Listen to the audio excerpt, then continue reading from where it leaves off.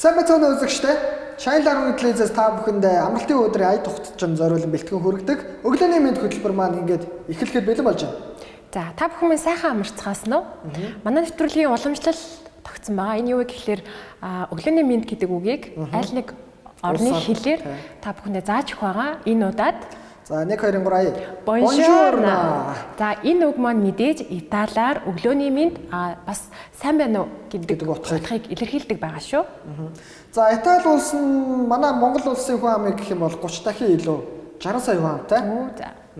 За тэгээд газар нутгийн хувьд гэх юм бол яаж бодсон бараахгүй жижигхэн арал улс гэж хэлж болно. Хоёр арлаас бүрддэг те. Сицил бол нөгөөх нь Сардина. Тий, Сардина гэсэн хоёр арал улсаас бүрддэг.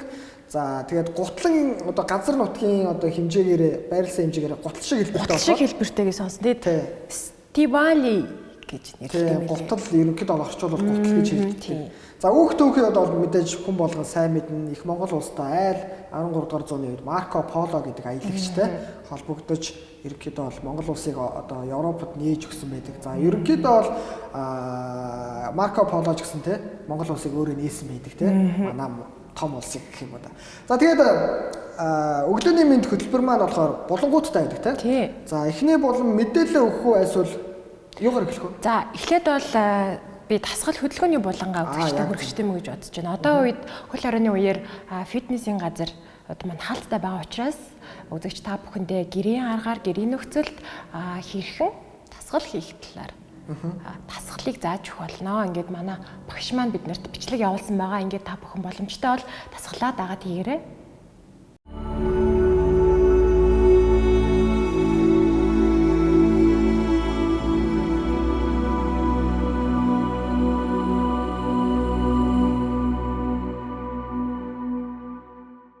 Өглөөний мэндийг хүргэе.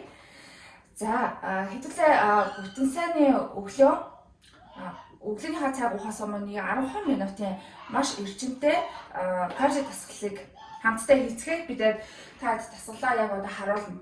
За 10 минут гэж байгаа штэ. 10 минутын сондгоо тоо боёо 1 3 5 7 9 дэх минутанд таад ямар тасгал минут эхлэх бүр 10 тоо явна. Минут эхлэх бүр 10 тоо энэ тасгалыг пластик хөшлөлтөд plank position аваад гараараа хуушаа нуруугаад авч өгнө.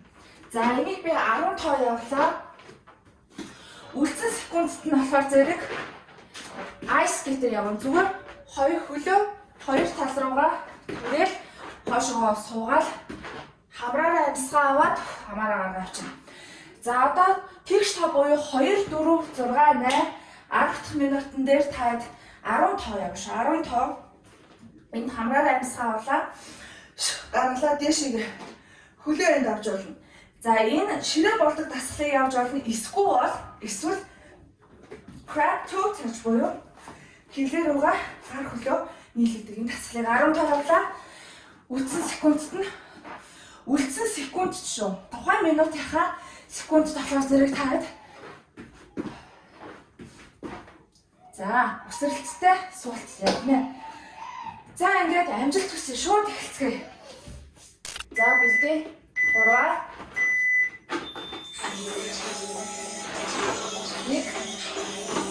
1 2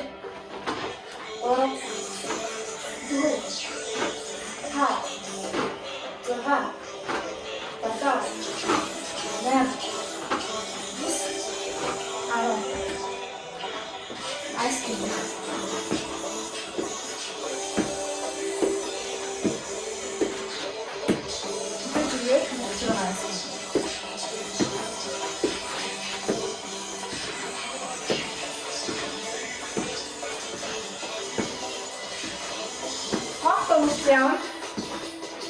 Хажуунаас харуулъя.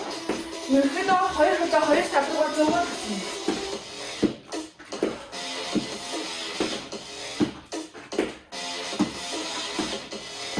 Хөнгөө уцаарч авна. За 2 минут эхэллээ.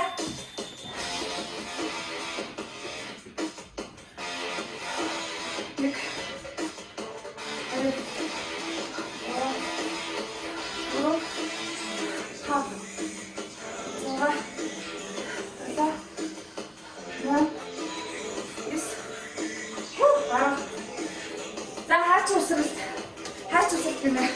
Суустай усарч.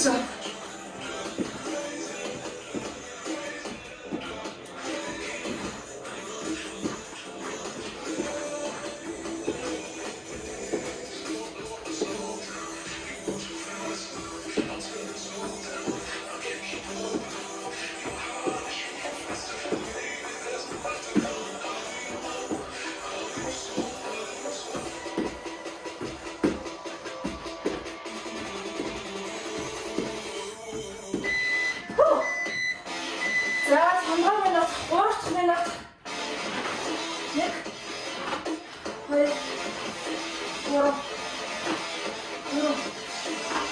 3 4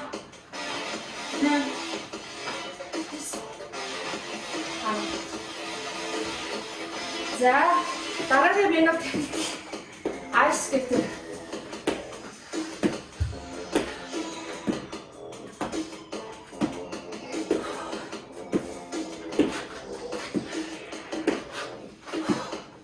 Камераа сахад амаа.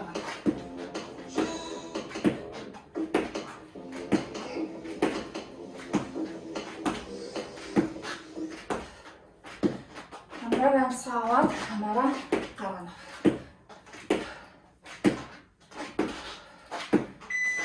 За 4 минут.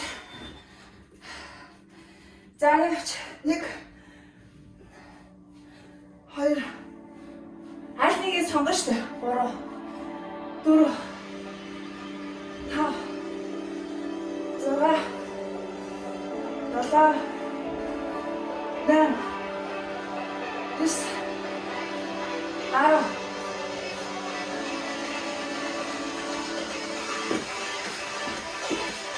За өсөлттэй хаашаа.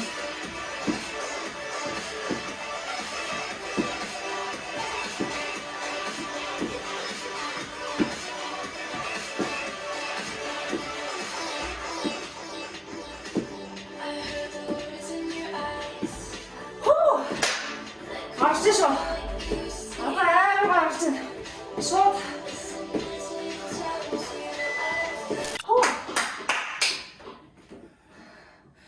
Вау.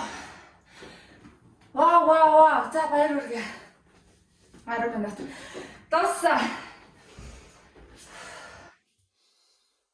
10 минут шүү. Гэтэ ямар ч зурхны ажиллагаанд чинь сайн шүү. Сая бидний зүрх булчин бүгдээр л ажиллана. Гэтэ маш богино хугацаанд. Тэгээ одоо би өглөө ингээд бэлтгэлээ миний зүгээс бэлтгэлээгээ хийж тэгэнгүүтээ шууд сайхан хүүтэн бүлээн шүрт ороод тэгээ өглөөний хацааг угаарай. За тэгээд өдөг сайхан өнгөрүүлээрэй манайхаа. Баярлалаа.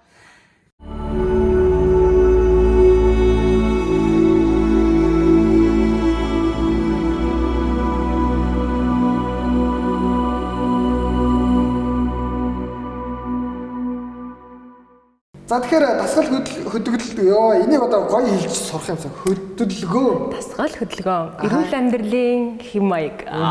За та бүхэн бас манай багшийн хийсэн хөдөлгөөнийг бас заагаад гэнэ ерөнхийдөө сураад авсан бах.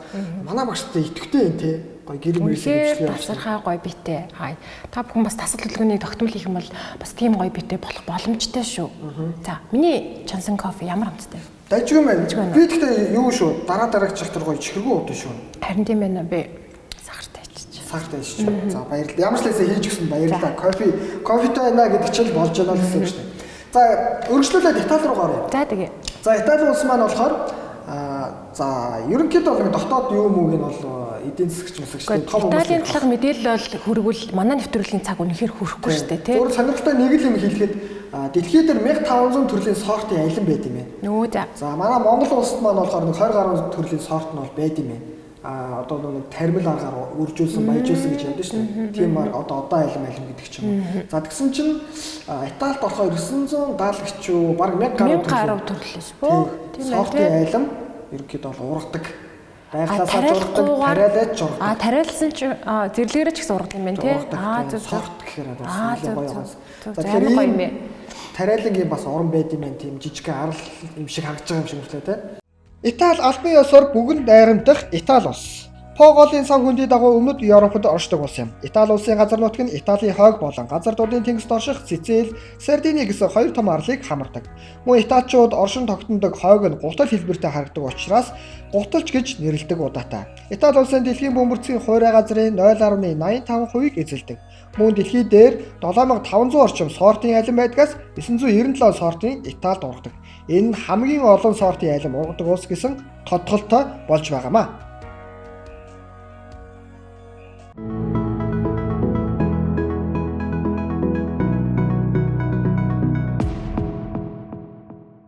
За мэдээж тэгээд загварын бас нэлээд том одоо нэг цэг гэж яддаг шүү дээ. Милан Миланы загварын 7 хоног гэж одоо алдартай том шоу явдаг байгаа тий. За тэгээд хүмүүсийн зан характерыг гэх юм бол нэлээд тийм үзүүр дээр нэлээд доогуур идэм билээ. Одоо Итали хүний одоо мөн чанар зан Монгол хүний мүс гэж ярьдэн шүү дээ. Итали хүний мүс бол нэлээд жоо таагүй байт юм билээ. Яагаад тийм дүгнэлт нь ашигч гэх юм уу. Тэгээд ер нь бол жоохон гэр бүлсэг. Тэгээд та бүхэн бас нөгөө янз янзын мэдээлэлүүд авч л байсан баг тийм. Ковидын үеийн одоо өвчтөе хүмүүстэй харьцаж байгаа байдлыг жоохон сөрөг мэдээлэл нь жоохон дамгаалаад байд юм байлээ. Гэхдээ мэдээж бол зочлонтхой, хоол унд, соёл те. За бас дундад зууны үед одоо эсрэг мандалтын үед бас нэлээ том одоо дэлхийн түүхэнд бас нөлөөлж ирсэн үеийн одоо тэр газруудад бас болж ирсэн. Италиас гаралтай том брэнд гэх юм бол миний мэдхийн Марко Поло. Одоо яг зөв гоё юм гоё тий. Тийм болохоор одоо үзэгчдэд хүрэх мэдээлэл маань Марко Поло брендийн загварын талаар хүргэж байна. Европ дахинд Монгол юан гүрний төдийгүй хятадын нэгтгэх Перс Япон улсуудын талаар хамгийн анхны тодорхой ойлголт өгсөн хүн бол Венецийн худалдаачин Марко Поло гэдгийг хэн ч андахгүй мэднэ. Харин түүний нэрийг 1967 онд Стокгольмд аж төрж байсан хоёр шивэд нэг Америк залуус ашиглан брэнд хувцас үйлдвэрлэжээ. Адал явдал аялалд чин сэтгэлээсээ дуртай Ролф Линд, Гёте Хус, Жерри Оушитс нар тухайн үед оёдлын үйлдвэрлэлд их хэмжээгээр ашигладаг байсан синтетик материалаас татгалзан дорны орнуудаас оруулж ирдэг цэвэр даавуу материалд анхаарсан байна. Түншүүдэд олон зууны өмнө өөрсдийнх нь даавуугаа худалдан авч буй улсуудаар аялж байсан унтрашгүй судлаач шинийг нээгч Марко Пологийн нэрийг ашиглах санаа төржээ. Гэвч ямар нэгэн байдлаар бусдын нүдэнд өртөх хэрэгтэй болсон юм. Заримдаа Жерри Оушитс нэрний О үсгийг дараах цэгийг дээгүүр тасалтай андуурч бичдэг тохиолдол байсан тул тус тэмдгийг эрхэм аялагчийн нэрэнд оруулан Марк О Поло болгожээ. Уг брендийн ДНК-г тусгасан 5 түлхүүр үг эдний философт байдаг бөгөөд тэдгээр нь тус бүрдээ өөрийн онцлог, өвөрмөц шинж, цогц байдал, эв нэгдлийг бүрдүүлдэг. Тэдгээр нь юу вэ гэвэл цэвэр байгалийн шинж, өндөр чанар, дасралтгүй шинжилэл, бие даасан байдал, бусдаас энгийн байдал зэрэг болно. Нэгэнт бид Марко Поло брендийн тухай ярьж байгаа учраас уламжлалт ёсороо тэдний энэ оны загварын тухай сонирхцгоё. 2021 оны 100 намрын загварууд нь уламжлалт ёсороо хурц тод өнгнөөс татгалзан цайвар голдон өнгө давмгайлна. Уг брэнд нь залуус зориулсан тул байруу цэгцтэй. Түүнээс гадна эмэгтэйчүүдийн богино өмдний загвар нь өнгөрсөн зууны колоничлогч загварыг давтснараа өвөрмөц өөрчлөлтийг бүрдүүлжээ. Ингээд бүсгүйчүүдээ хэсэг нүд хужирлацгаая.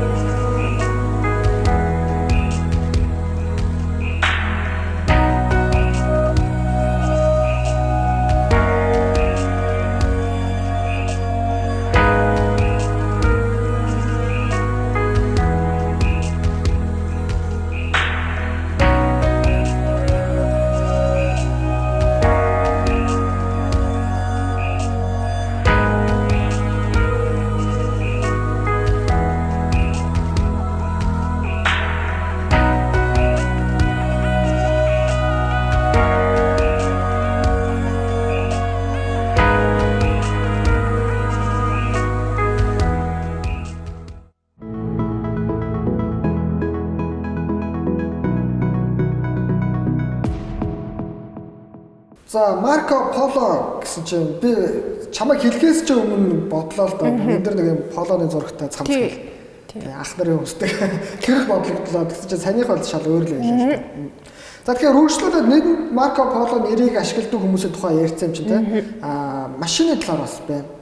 Марко Поло гэхээс илүү одоо микро автобус гэж бид нэр ярьдэн шүү дээ. За энэтэй гэр бүлийн машин уу? Тийм. Энэтэй холбоотой, машинтай холбоотой мэдээлэлийг та бүхэнд. Mercedes-Benz 5 ангиллын Marco Polo загварын микро автобусыг бүтээсэн юм. Хэрэв та өмнө нь энэ машины талаар сонсоогүй, энэ нэрийг таны сонирхлыг татсан бол уг аяллаа зориулсан микро автобус нь агуу судлаач аялагчийн нэрээр нэрлэгдсэн гэдгийг тогтоож аваарай. Шууд хэлэхэд Германс гаралтай Volkswagen Калифорни загварын винт шууд өрсөлдөгч болсон машиныг танилцуулж байна. Энэ шинэ зүйл биш юм а. Mercedes-Benz Marco Polo 1999 онд аяллаа зориултаар хувирган үйлдвэрлэж эхэлсэн бөгөөд Их Британд зах зээлээ нээх гэж огт санаа зовоогүй гэдэг юм. Энэ машин 4 хүний суудалтай урд суудал нь иргэдэг, арын суулыг нуглан дэлгэж ор болгодог. Энэ тэмч гайхмаар зүйл биш л дээ. Дээврийн хэсгийг жаахан түлхэхэд унтахын нэмэлт зай гаргаад ирнэ. Бүр задгай тэнгэрээнд ор шүү дээ. Дээд давхарт баруунаас зүүн тийш угаалтуур, зуух, хөргөгч баггүй зайтай хувцсны шүгэ. Бас бус юм багтааш шургалгонууд хангалттай бий. Хурдаар бол өрсөлдөгч Volkswagen California гүйцэхгүй. Гэхдээ илүү мэдрэмтгий жолоочд хариу үйлдэл хийхэд хангалттай хугацаа олгодог юм. Ер нь бол хурд түүнийг жолоодох нь хүндрэлтэй биш юм. Marco Polo-гийн ая тух тогтвортой байдлын талаар ярих нь илүү дээр юм а. Зорчигчид BMW-д сууснаас доогуур байрладаг тул чичиргээ болон хүндийн хүч багааг анзаардаг байна. Энэ загварын Мерсиг 18 инчийн дугуйтай хийсэн болохоор аялал хүндрэлгүй зөөлөн үргэлжлэх болно. Энэ мэтээр Итали нэртэй Германыг магтаад барахгүй юм а. За үзэгчдээ манай өглөөний мэд хөтөлбөрийн бас хамгийн гол булан маань болохоор хоолны булан байгаа. Хоолн дээр маань болохоор сонирхолтой зочдыг бол урьж оруулдаг. За энэ удаад бол яа харахгүй боломж алга гадуур бол ковидтай энэ хамаг гойгоо учраас чиний хэлдгээр мисүүдийн болохоор нөө нэг янз янзын шоунд бол одоо мөнгө цохоод оруулчих чинь битээр ямар ч боломж авахгүй. Тийм болохоор бидэд одоо хамт олноос урьж орцолсон байгаа. За манай ерөнхий продюсер найруулагч Төвшин ахыг бол бид нэр энэ удаад урьж оруулсан байгаа. За маш амархан хийчихнэ гэдэг байгаа тийм. Өөрөө бол өглөөд зориулсан мөн хүүхдүүдэд зориулсан гэж. Тийм. Би хоёр хүүхдэд байнга хийж өгдөг гэсэн тэгээд тэгсэн. За тэгэхээр Төвшин ахынхаа жогтой бүгдээрээ танилцъя. Чи орж би гас ийш нь юу яах юм? Өглөөний маргааш мэдээллүүдээ бас хэлчихье заяа. За тэгээ.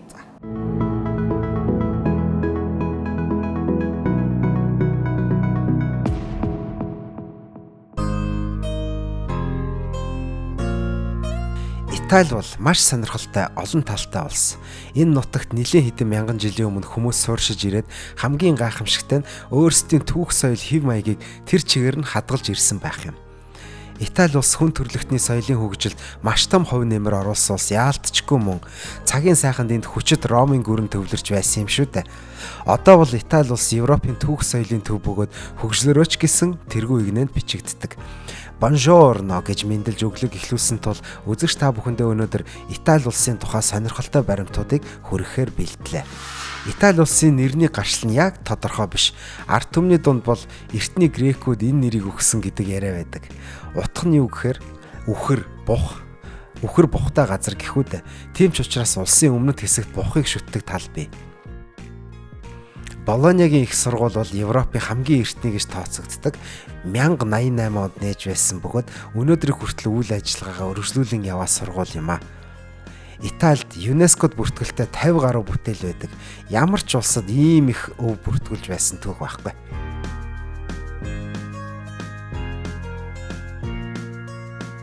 Паста, пицца хоёр бол Италийн үндэсний хоол гэж явдаг. Энэ хоёр зоогоо нутаг болгон өөрийн жороор хийж иддэг. Дэлхийн хувцас загвар, дизайн болон гэр ахуйн барааны чиг хандлагыг Итали улс тодорхойлдог гэж ярьдаг шүү. Италичууд ярихдаа 250 орчим гарны хөдөлгөөнөөр сэтгэлээ илэрхийлдэг. Олон аялал холилдсон үед энэ гарын хөдөлгөөнүүд нь ойлголцод хэрэг болдог бах л та. Ер нь гэхдээ сэтгэлийн хөдөлгөөнтэй хүмүүс шүү дээ. Тэрийг бол ярилтгүй. Италид хуучны Олон хүүхэдтэй гэр бүл гэдэг бол домог болоод үлдсэн. Одоо тэдний гэр бүл цөөхөн хүүхэдтэй.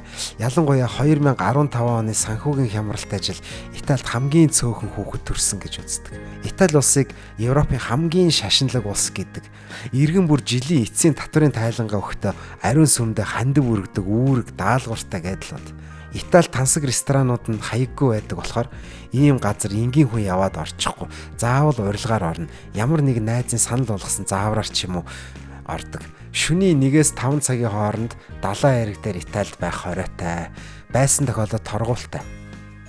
8 сар Италид хамгийн халуун, хамгийн хэцүү. Энэ цагаар италичууд амралт зугаалга гээд ажиллаа хийх газар цөөхөн том үйлдвэрүүд хүртэл бүгдээрээ амралтаа авцсан байдаг. Итали хүмүүс бас залхуу талдаа хүмүүс шүү. Ажлын нэмэх юм бол шууд л бослог гаргаад Итали бослог гэж ямар сайндаа термин байх хэвээр. Италид 3500 нэр төрлийн вино үйлдвэрлэдэг. Бас 400 гаруй нэрийн бяцлаг хийдэг. Вино экспортоор мэдээж эднийх дэлхийд нэгт бичигддэг. Энэ улсад хүүхдийн асрамжийн газар огт байдгүй. Үнэхээр хүүхдэд хайртай арт түмэн. Асар баялаг түүхтэй улс ч гэсэн Итали улс тусгаар тогтнолоо 1861 онд л олж авсан. Италид 2000 гаруй пицца байдаг. Хамгийн түгээмэл эсвэл уламжилт пиццаны хувилбарыг ихүүдээ маргарита гэдгийг хэлнэ. Энэ пиццанд ердөө томат, базилик, моцарелла бяцлаг орно. Жинхэнэ пиццаг Италид хийдэг гэдэг. 100-нд түлээний галанд. За тэгээд дуртай хачраа нэмээд хамгийн гол нь моцарелла бяцлагаар заавал бүрэх хэрэгтэй. Итали ард түмэн өөрсдийн үндэсний хоолнд үнэхээр хайртай. 1986 онд анхны Макдоналдс байгуулагдчихлээ. Үүдэнд нь гэтэл үнгүй спагетти тараагаад үндэсний хоолоо битгий мартаараа битгий хаяараа гэд явуулга хүртэл явж исэн. Итали хүний хувьд хамгийн муухай доромжлол бол паста дээр кетчуп асах. Пастагаа италичууд харин ч нэг хамгаалж орц хийцэнд нь өндөр анхаарал тавьдсан байна. Италичууд даарч хөрөх маш дургүй улсууд. Тийм ч учраас хойд зүгийн хүйтэн улс орнд тэдний жуулчлах бол маш цөм. Нутагт нь ч гэсэн хүйтэн цаг агаартай байвал тэд уйдгар гүнгийн ертөнцтэй умбаад л гэртээ суучдаг баха. Цагаас хоцрох тал дээр харин италичууд сүржнээд байдгүй. Тэд болцсон цагаас 2 цаг хоцрохыг байдаг л зүйл гэж үздэг байх нэ. Бичиг баримт хөөцөлдөхөд Италид манайх шиг хүн суртал байдгүй гэвэл тийм ээ л гэж хэлье. Жишээ нь сургууль төгссөн бичиг баримтаа 4 жил хүлээж байгаа хүмүүс байдаг гэлүүд. Энд дэлгүүрүүд орой 8 хүртэл ажилладаг. Гэхдээ үдийн цайнд 12 гэж орсон газрууд ихэнх нь өдрийн 4-т л эргээд цайнаасаа тараад ирдэг бахан. Итали улсад муу ёрын тоог 13 биш 17 гэж итгэдэг. 17-ны баасан гариг таарах юм бол их л сүртэй айцтай хүлээж авдаг бололтой. Энэ мэдээж эртний түүхэн учиртай л да. 17 тоог Ромын тоогоор бичээд байрыг нь солиул Vixi буюу латин хэлээс хөрвүүлвэл амьдралын төгсгөл гэж утга гардаг. Чон бол албан ёсны биш ч гэсэн Италийн бэлэг тэмдэг юм. Ромын гүрний ихийг тавьсан ихэр ах トゥ Ромул Рем хоёрын домгийг мэдэх хүн байдаг л бах тийм үү? Үндэсний цэцэг нь лили буюу сарана цэцэг гэдэг. Харин үндэсний шувуунд цэнхэр хүзүүт. Итали далбаан 3 өнгөний ногоон итгэл, улаан хайр, цагаан найдвар гэдэг. Зарим нь өөрсдөө улаан томат, ногоон базилик, харин цагаан моцарелла шүү гэж хэлдэг юм байна. Ром бол манай дэлхийн анхны гүрэн хотуудын нэг. Байгуулагдсан жил нь манай эртний өмнөх 753 он. Италичуудыг нэгтгэдэг хамгийн гоё зүйл бол хөл бөмбөг. Европын анхны банк Италид үүсжээ.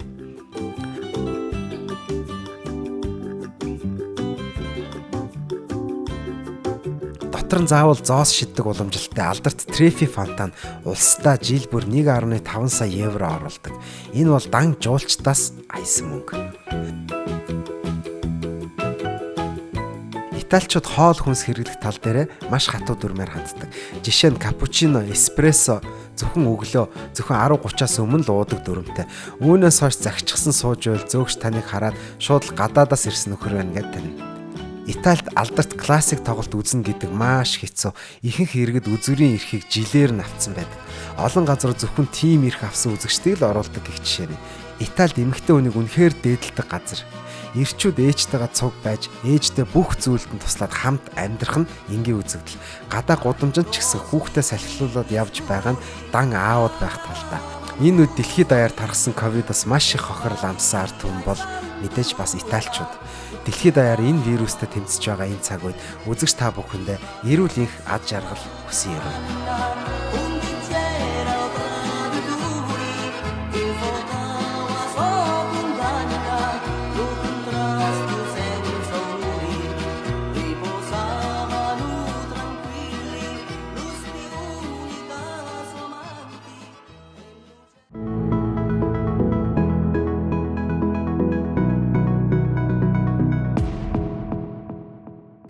Өглөөний мэнд нэвтрүүлэгтэй хамтаа үзэгчтэй баярлалаа. Манай Цочны болонд маань манай Channel 11 телевизийн ерөнхий продюсер Төвшин ах маань ирсэн байгаа.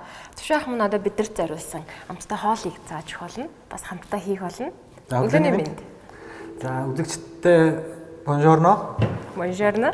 Тийм өнөөдрийн өглөөний мэнд маань Италиар мэдлж эхэлсэн байгаа. Тэгэхээр би бас Италийн бас үндэсний хоол болох тийм пиццаг гэхдээ хялбар аргаар өглөө хүүхдүүдтэй хийх одоо тийм жороор хийж өгье гэж бас бодсон. Тэгээд туслаарай. За тэгээ. Тийм хөл оройны үед чинь одоо нөгөө нэг өдөр болгон л өглөө сүйтэй будаа, каш, за өдөр нь гурилтай шил будаатай хургад цөөн гэжсэнээр бол хайж гисэн хайртай хүүхдүүдтэй амттай, чанартай, шинтэй тэжээлтэй бас сонирхолтой хоолыг хийж өгвөл хүүхдүүд маань баярлна. Тэгээд дархлаа нь сэргэнэ. Тийм. За. За төвших маань үнэг бэлдсэн байна. Талах. Тэгээд помидор, улаанлал, амтд чинжүү, чидүүн жимс.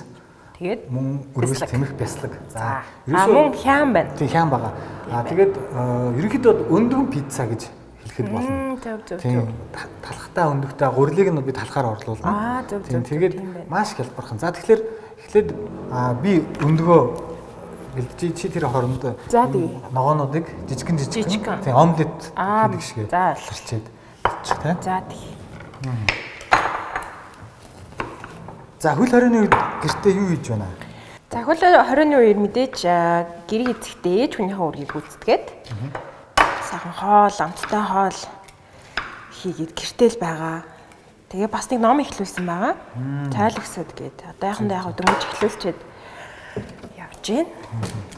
Ер нь хөл хорионы үед хүүхдүүд маань болоод энэ гэртээ байгаа хүмүүс нэгэнд гадаа гарч болохгүй байгаа шүү дээ тий. Хүн амьтантай уулзаж болохгүй учраас ном унших, яг үнэ. Дуу сурах, гадаад дуу сурах тий. Дээрээс нь болов хөгжим тоглож сурах.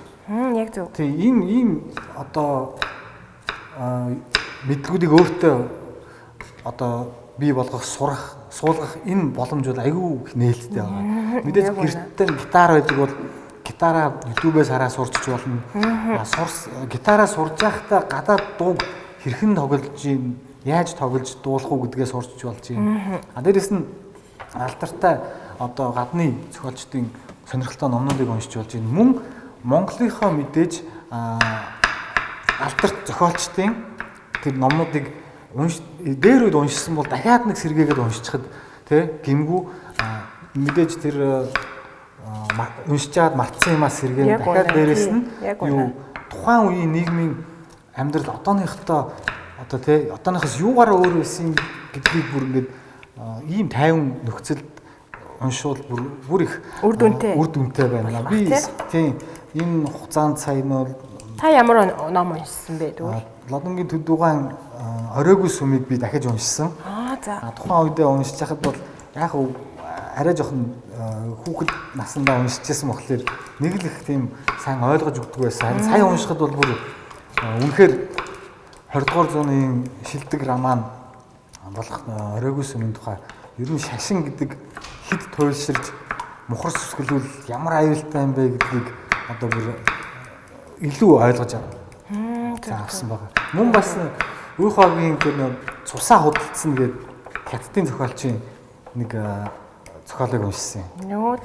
Тэр бас аимшигтай уншихад их хэцүү бас тэгээд айгүй тийм гүн гүнзгий ухаантай утгатай ном байлээ. Гэхдээ нэг уншицсан байхад бол тэр Маогийн үеийн дэглэмийн үед яаж хэрхэн амьдрахын тулд гэр бүлээ тэжээхийн тулд өөрийнхөө цусыг худалдаж гэр бүлдээ хоолун залгуулж байгаа тэр айхтар хувьсгалын үед амьд үлдэх үзэл суртлын үед тий гэр бүлээ авч үлдэх мөн гэр бүлээхээ хүн нь одоо ингээд юу гэдэг буруу зүйлд орцсон байхад ингээд гэр бүлээсээ татгалзах хүртэл тэр тийм айхтар үзэл суртал байсан гэдгийг тэр номноос бол бас ойлгож авсан. Тэгэхээр яг ном уншаад байх юм бол ингээд одоо үеийн нийгэм тухайн үеийн нийгмийн харьцуулалт муу муухай сайн сайхан бүхнийг л ялгаж салгаж тий ойлгож авах хөрвүүлдэг. Одоо тэгээд хичнээн сайхан нийгэм байлаа ч гэсэн муухай цаг тахалтай үед бол үнэхээр нэрээ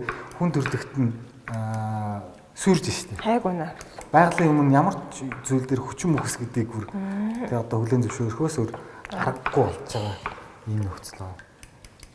Тэгээ хүүхдүүд маань бас нөгөө нэг юм гоё хоол идэж дархлаагаас сэргээж идгээс гадна нөгөө харж те юу яаж хийдэм бэ гэдэг. Би энэ хүүхдүүдэд хоол ихтэй нэг амьдтын дүрс мөрстэй хоол моол талах малах шарах маа тэрэн дээр ингээд бас их юу яадаг байхгүй. Ачаал бүгдл өгөхгүй. Ачаал бүгдл өгдөг тийм.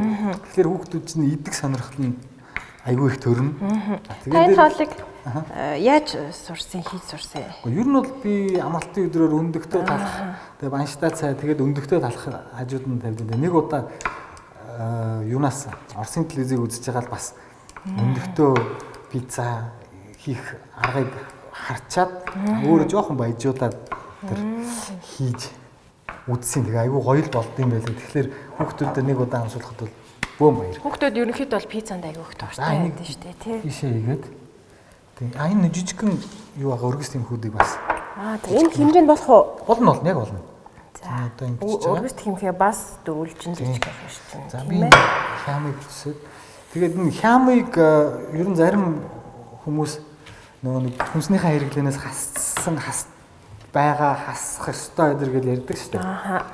Гэхдээ яг уу яг үнэхээр хямыг хэрэглэндээ хэрэглэхгүй гэсэн хүмүүс нь бол өөрсдөө л мэдээд ячна гэж. Би бол тэгэл хүн тустай бүтээгдэхүүнээ баяжуулаад тэгээд яг уу энэ дотор нөгөө нэг хийж болох юм шүү дээ. Нитрит өнгө оруулагч тийм махан нэмэлт юу хийдэг л гэж ярьдаг. Гэхдээ манай Монголын үндэсний үйлдвэрүүдийн зарим одоо энэ хям юм үуч юм бол натуралаараа байгаа гэж би зарим одоо итгэдэг. Тэгэхгүй бүхэл юмыг муулаад бүхэл юмыг хортой юу татгалзаад байвал гэж боддtiin бас. Одоо хүүхдүүд маань нэлээд удаа онлайнаар хичээлж байгаа тий. Танаа хүүхдүүд ч юм бас. Одоо тэгэл хичээлдээ ороод өглөө 9-өөс бараг өдөр 3 хүртэл тэгэл бүгд л утас компьютер зурагтны өмнө ингээл бүгд л ээлжлээд байж би тэгээд хаа өрөвддөг ш чаас. Жохон цаг гарангууд нь жохон амраах, хамт тоглох тэгээд тэ нэг дуу муу дуулах тэгээс нь хөлөг тоглоом, пазл, зураг зурах гэдэргээл тиймэрхүү юмнуудыг бас ингэж хамтдаа хийхгүй бол тэгэхээр ерөнхийдөө хүүхдийг яг энэ цар тахлын үед нөө дархлааг нь унгаахгүй тулд амралт хичээл хоёрыг нь айгүй гоё тийм зохицуулж тийм үлээ. Тэгээд дундуур нь бас хичээлээ сонирхолтой байдлаар явуулахгүй бол манай энэ академик боловсрал гэдэг бол ерөөсөө чи сур А гэдэг үсэг бол одоо косинус синус гэдэг бол ийм. Энийг заахаа одоо нөө заах хэлбэр нь сонирхолтой тий. Хүүхэд нэг имийг сурж байхдаа үдчихэд мартахааргүй тэр хэлбэрээр заах юм бол хүүхэд хизээж мартахгүй шүү дээ тий. Тэгэхээр одоо уг нь англи дуу муу би одоо хүүхдүүдэд зааж өгөхөд заавал бүгдийг ингээл дагад дуулаад зөв хэлээ сурах өөрийнхөө сонсголоор сур. Тэр дундаас нэг бүтэн дуу сурахад 2-3 үгийг өөрөө барьж авдаг байхгүй. Яг ингээд зөв хэлээд зөв сонсцсон. Тэгээд дараад нь энэ юу гэж байгаа юм бэ гэхээр эн чинь ийм гэсэн утгатай үг. Энэ дуу чинь энэний тухай гэхээр тэр дуунаас 3 үг яг бүр сураад авчиж байгаа. Тэгээд дуулаад цаашаа тэр дуугаа бүтэн цаашаа дуулсаар хагаад бүх дууны үгийг зөв сураад бүх дууныхаа утгыг ойлгоод ингээд нэг 7 хоногийн дотор бол нэг бүтэн дуутай 10 эд үгтэй болчихж байгаа байхгүй. Ийм байдлаар хүүхдүүдийг сургаа явуучууд аюу гой сонирхолтой байхаа гэж. Тийм байна. Туртай хамаар нь сурах нь шүү дээ. Манай хүүхд болохоор цэцэрлэгийн насны л та. Тэгээ ерөөхдөө бол би ингээд хичээл одоо шинэ шүлэг дуу ингээд заах гад суулгахлаар манай хүмүүс суухгүй. Аль болох ингээд бүжиглэл одоо юу гэдэг өөртөө тохируулаад дуу шүлэг бүжиг өөртөө цуг хийлцээл тэгэх юм бол аюу их сурдсан байлаа амархан. Тэгнь. Тэгхгүйгээр яг ингээд нөгөө нэг багш шав хоёрын харилцаатай юм шиг ингээд суулгаад ширээний цаана ингээд суулгахлаар бол ерөөдөө цэцэрлэгийн насны хүүхд 4 настай хүүхд бол ерөөдөө жоохон суух дургу. Харин тийм. Ер нь хараа тэр дефакто жаргал сайхан ах бит хоёрын тэр нэг англи очиж хийжсэн хатагтай ноёдын үйлдвэрлэл гэж нэг нэвтрүүлэг хийжсэн юм аа. Телевизэрч гарч ирсэн үзэгчд бас үзэр хүүхдийг 6 настайгаас нь 6 настай хүүхдүүд чинь жоох хүүхд. Тэрийг тэр хүүхдийг 8 настай сургуульд орохоос өмнө сургуулийн өмнөх боловсрал гээд тэр хүүхдийг ерөөсөө 8 нас хүртэл тоглуулна. тоглож явцдаа тэр хүүхдүүд үсгээ сурчиж байгаа. 100 хүртэлх тоогоо сурчиж байгаа. Зүгээр тоглонгоо Тоглонгоо тийм. Тэгэл одоо жишээ нь хям ирж байхад за энэ хэдийн ирчин байна. Энийг нэшин тавилаа, энд хэд үлдлээ. Одоо хэд болж ийн гэдэг ийм маягаар заадаг байхгүй. Тэгээд ингээд хүүхэд чинь тоглонгоо сураад хамтдаа багштайгаа хоолунд хийх өөр үг гэдэг мод тарих гэдэг нийгэм шиг тийм юугаар хөтөлбөрөөр хүүхдийг тоогийн заачиж байгаа. Өсгүүдийн заачиж байгаа. Өсгүүдийн холбоо сургаж байгаа. 8 дугаар ангид оронгууд нөгөө хүүхдүүд чинь уншаа сурцсан, тоолоо сурцсан. За одоо яах вэ? Үржүүлэх хуваахаа нэмэх хасгаад биднэрийгээ үзье гэдэг ингээд явчихна. Тэгээд явчихдаг байхгүй. Бас тийм байлаа. Японочууд бас яг 9 сарын 1 сая 4 сарын ихээр болд юм байна. Тэгээд манай ахын хүүхд бас яг 4 ангид нь хэлсэж орвоо. За тэгээд одоо нэлээд 12 хоног хичээл нь явагдангууд хичээл юусоо орохгүй нэ. Зөвхөн тоглуулж яана гэж байна. Тэгнь. Тоглуулаа л юм гэж байна. За тэгээд манай хүүхд манай дүү яаж ийж байна. Хичээл номоор нэг монгол шиг бодоол үсэг тоо зааж гинөө гэхлээр зааж байгаа юм байхгүй тоглож гинэ гэж хэлдэг байхгүй юу. Тийм. Тэгээд Японд ч бас их гоё. Хүүхдийг хүн байхын аягүй их зааж өгдөг. Хүнийг хүндлэх, багшийг хүндлэх, өвөө эмээгээ хүндлэх, бусад хүнийг хүндлэх тийм. Тэгэнгүүтрээ бусдад садаа болохгүйгээр амьдрах. Тэгээ хүнд одоо ингээд очиргуу тусалж чаддгүй махэд юу бусдад одоо манайхан хэлдэг шүү дээ. Садаа болохгүй. Гай болохгүй гэж ярьдаг шүү дээ. Бусдад садаа болохгүйгээр амьдрах энэ арга ухааныг зааж өгч тэгээд нийгэм шихэд нь аягүй их яадаг. Тэгэхгүй бол ингээд томатны. За та сая юу хийчихвэ? Сая улаан перец, хар перец. Тийм. Тэгээ ингээд томатаа хийгээд пицца ч юм бол ерөөсөө амтлагч нь томат бяслаг байдаг шүү дээ. Помидор. Тий. Улаан лалуу дээр. Тэгэхээр яг ерөнхийдөө энийг нь бол алдагдуулахгүйгээр хийх нэг зүгээр байгаа. Ойролцоогоор 7 өндөг хийсэн байна тий. 7 өндөг хийсэн. Тийм 7 өндөг хийсэн. Энэ одоо хичнээн хүний порц болох уу? Энэ баг 2-3 уу? Гүү юу. Одоо яг энэ ч одоо хэдийн ч лээ? 32 см. Дунд пиццаны. Тийм яг инч 32 инч гэдэг чинь. Тэр чинь нэг тийм 4-5 хүн бол яг нэг зүсмийг идчихэв. Тэгээ 2-3 хүмүүс 2 маш эрүүл болох юм байна. Тийм. Яг хаамхан нөгөө нэг юунда? Энэ талхаа бор гурилтай, бүхэл бүрийн гурилтай талхаар хийж болно шүү дээ. Болно боломжтой. Яаж ч хийсэн болно. Тэгээд хяам үнэхээр эдхийг одоо нөгөө нэг хэрэглээдээ саасцсан ч юм байд юм уу? Эсвэл өөр бейкон шүү дээ. Гахаа махыг гоё дээр нь ингээ ээжж болно. Өөр би бол бас ингээ нөгөө нэг утцсан хил бэлдсэн байгаа. Энийг бас хийчих болно. Тэгэд хүн өөрийнхөө хүүхд маань юунд дуртай байна? Тийм иддэг юмыг нь л тэрхүү оруулаад өгвөл гоё амтах хийх юм биш үү те. За одоо ийшээ тэднэрийнхээ бүгдийг хийчих гэж. За хийчих те. За хийгээд үнэхээр нөө гайгүй байна уу? За таал мэдэн шүү дээ. Таа ч одоо манай өнөөдрийн хогооч. Би чи их өөрийгөө азтай гэж бодоод байгаа ш. Ажлынхаа ахнараар ингээд ураад, цачнаараа ураад тэгээ хоол хийлгүүлээд хоолыг идээд гэж өөрийгөө их азтай гэж бодоод байгаа. Тэгээ дээрээс нь жоруудтай болж байгаа гоё тий. Бас өөрөө гэрээ эзэхтэй ээж хүний хувьд бас өөр өөртөө бас гоё хоолны жорыг бас сураад нэмээд байгаа шүү дээ. Гэтэ ихэнх дандаа нөгөө түрүүчийн дугаар дээр ч манай Гамбин ах юу нэ борш байсан. Борш тий амархан бөгөөд эрүүл тийм хоолыг зааж өгсөн байгаа. Тийм. За тэгэхээр одоо заамнууд ногоонуудаа хийгээд тийм одоо чи ингэж намайг зөвлөгөөн гал дээр одоо наадахыг шаардж хахад юу энэ өгөрцгийг бөөрнкийгээр нь тий одоо дээр нь тавьж нөгөө тийм тавих. Тэгээд юунасаа ч гэсэн паприканасаа ч гэсэн нарийнх нэмэх ирчээ ганц хэдийг 10 ийм зүсмийг бэлдчих. За тийм. За тэгээд энд халах ямар учиртай юм бэ гэхээр та бүхэнд халахгүй ч хийж болно үзэгчд. Би бол зүгээр нүд талхны голын энэ юу байгаа шүү дээ. Захуудыг ирчиж аваад ингээд голынх нь юуг ашигладаг. Цагааныг нь ашиглаад тэгэх юм бол хүүхдүүдэд арай эвдүүртэй дан өндөг эзснээс бас тийм байна. Тийм. Ер нь Италийн үндэсний хоол нь паста, томат тий, спагетти, пицца, паста, лазаны идэр байдаг шүү дээ.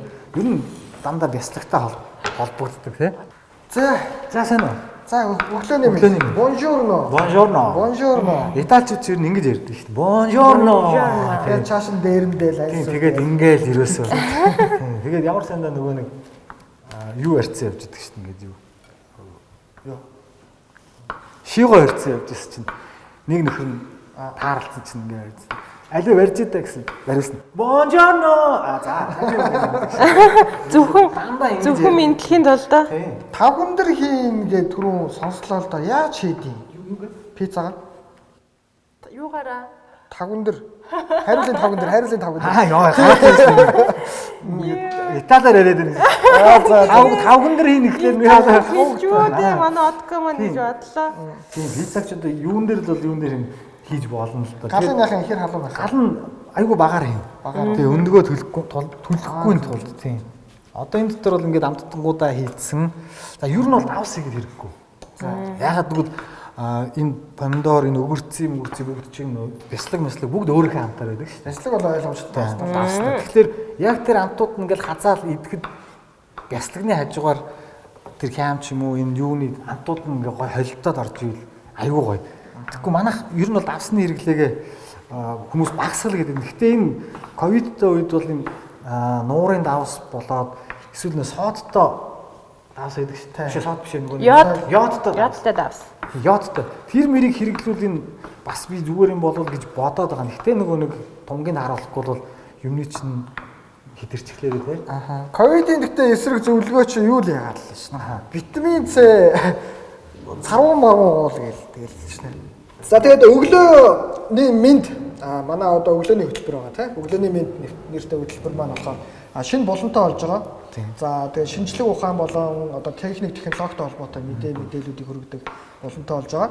За тэр болонд маань бас шинээр одоо ямар мэдээлэлүүд орж ийн төвшөө ах маань бас мэдээлэл бэлдсэн байгаа тийм. За 2020 оны шинэ нээлтүүд ингээд би уншсан л та. Тэгэхэд бол ерөнхийдөө вирус Монголтой холбож мэдээлэлүүдээ их бол хаав исэн одоо ангараг гараг дээр тэр дрон эсгэлэг яг дэлхийн шинэ хүн төрөлхтний нээлттэй. Гэхдээ мань хэдний чинь нөгөө нэг ковидтойгоо яайдаа, вакцина яайдаа гэж байгаа үед тэрийг яг зураг толгоноор гарч байгаа тэрийг юу тэр тухайн мэдээллийг үзсэн хаа. Зүгээр сүүлд бол тэр Францад хэрэгжүүлж эхлэх гээд байгаа нэг юу гэхэлэр solar roadway буюу нарны зам гэсэн одоо тийм шин одоо нэг төсөл хэрэгжээд энийг амьдралд нэвтрүүлэх гэв. Тэр нь юу гэхэлэр одоо нөгөө нарнаас энерги авдаг панелүүд байна шүү дээ. Тэрүүгээр зам хийж байгаа юм байна. За тэгээд 6 талтаа тэгээд ингээ угсраад эвлүүлээд ингээ тавьчихдаг. Явган хүнийхээ ч гэсэн автомашины замыг ч гэсэн. Тэр нь нарнаас энерги аваад хална.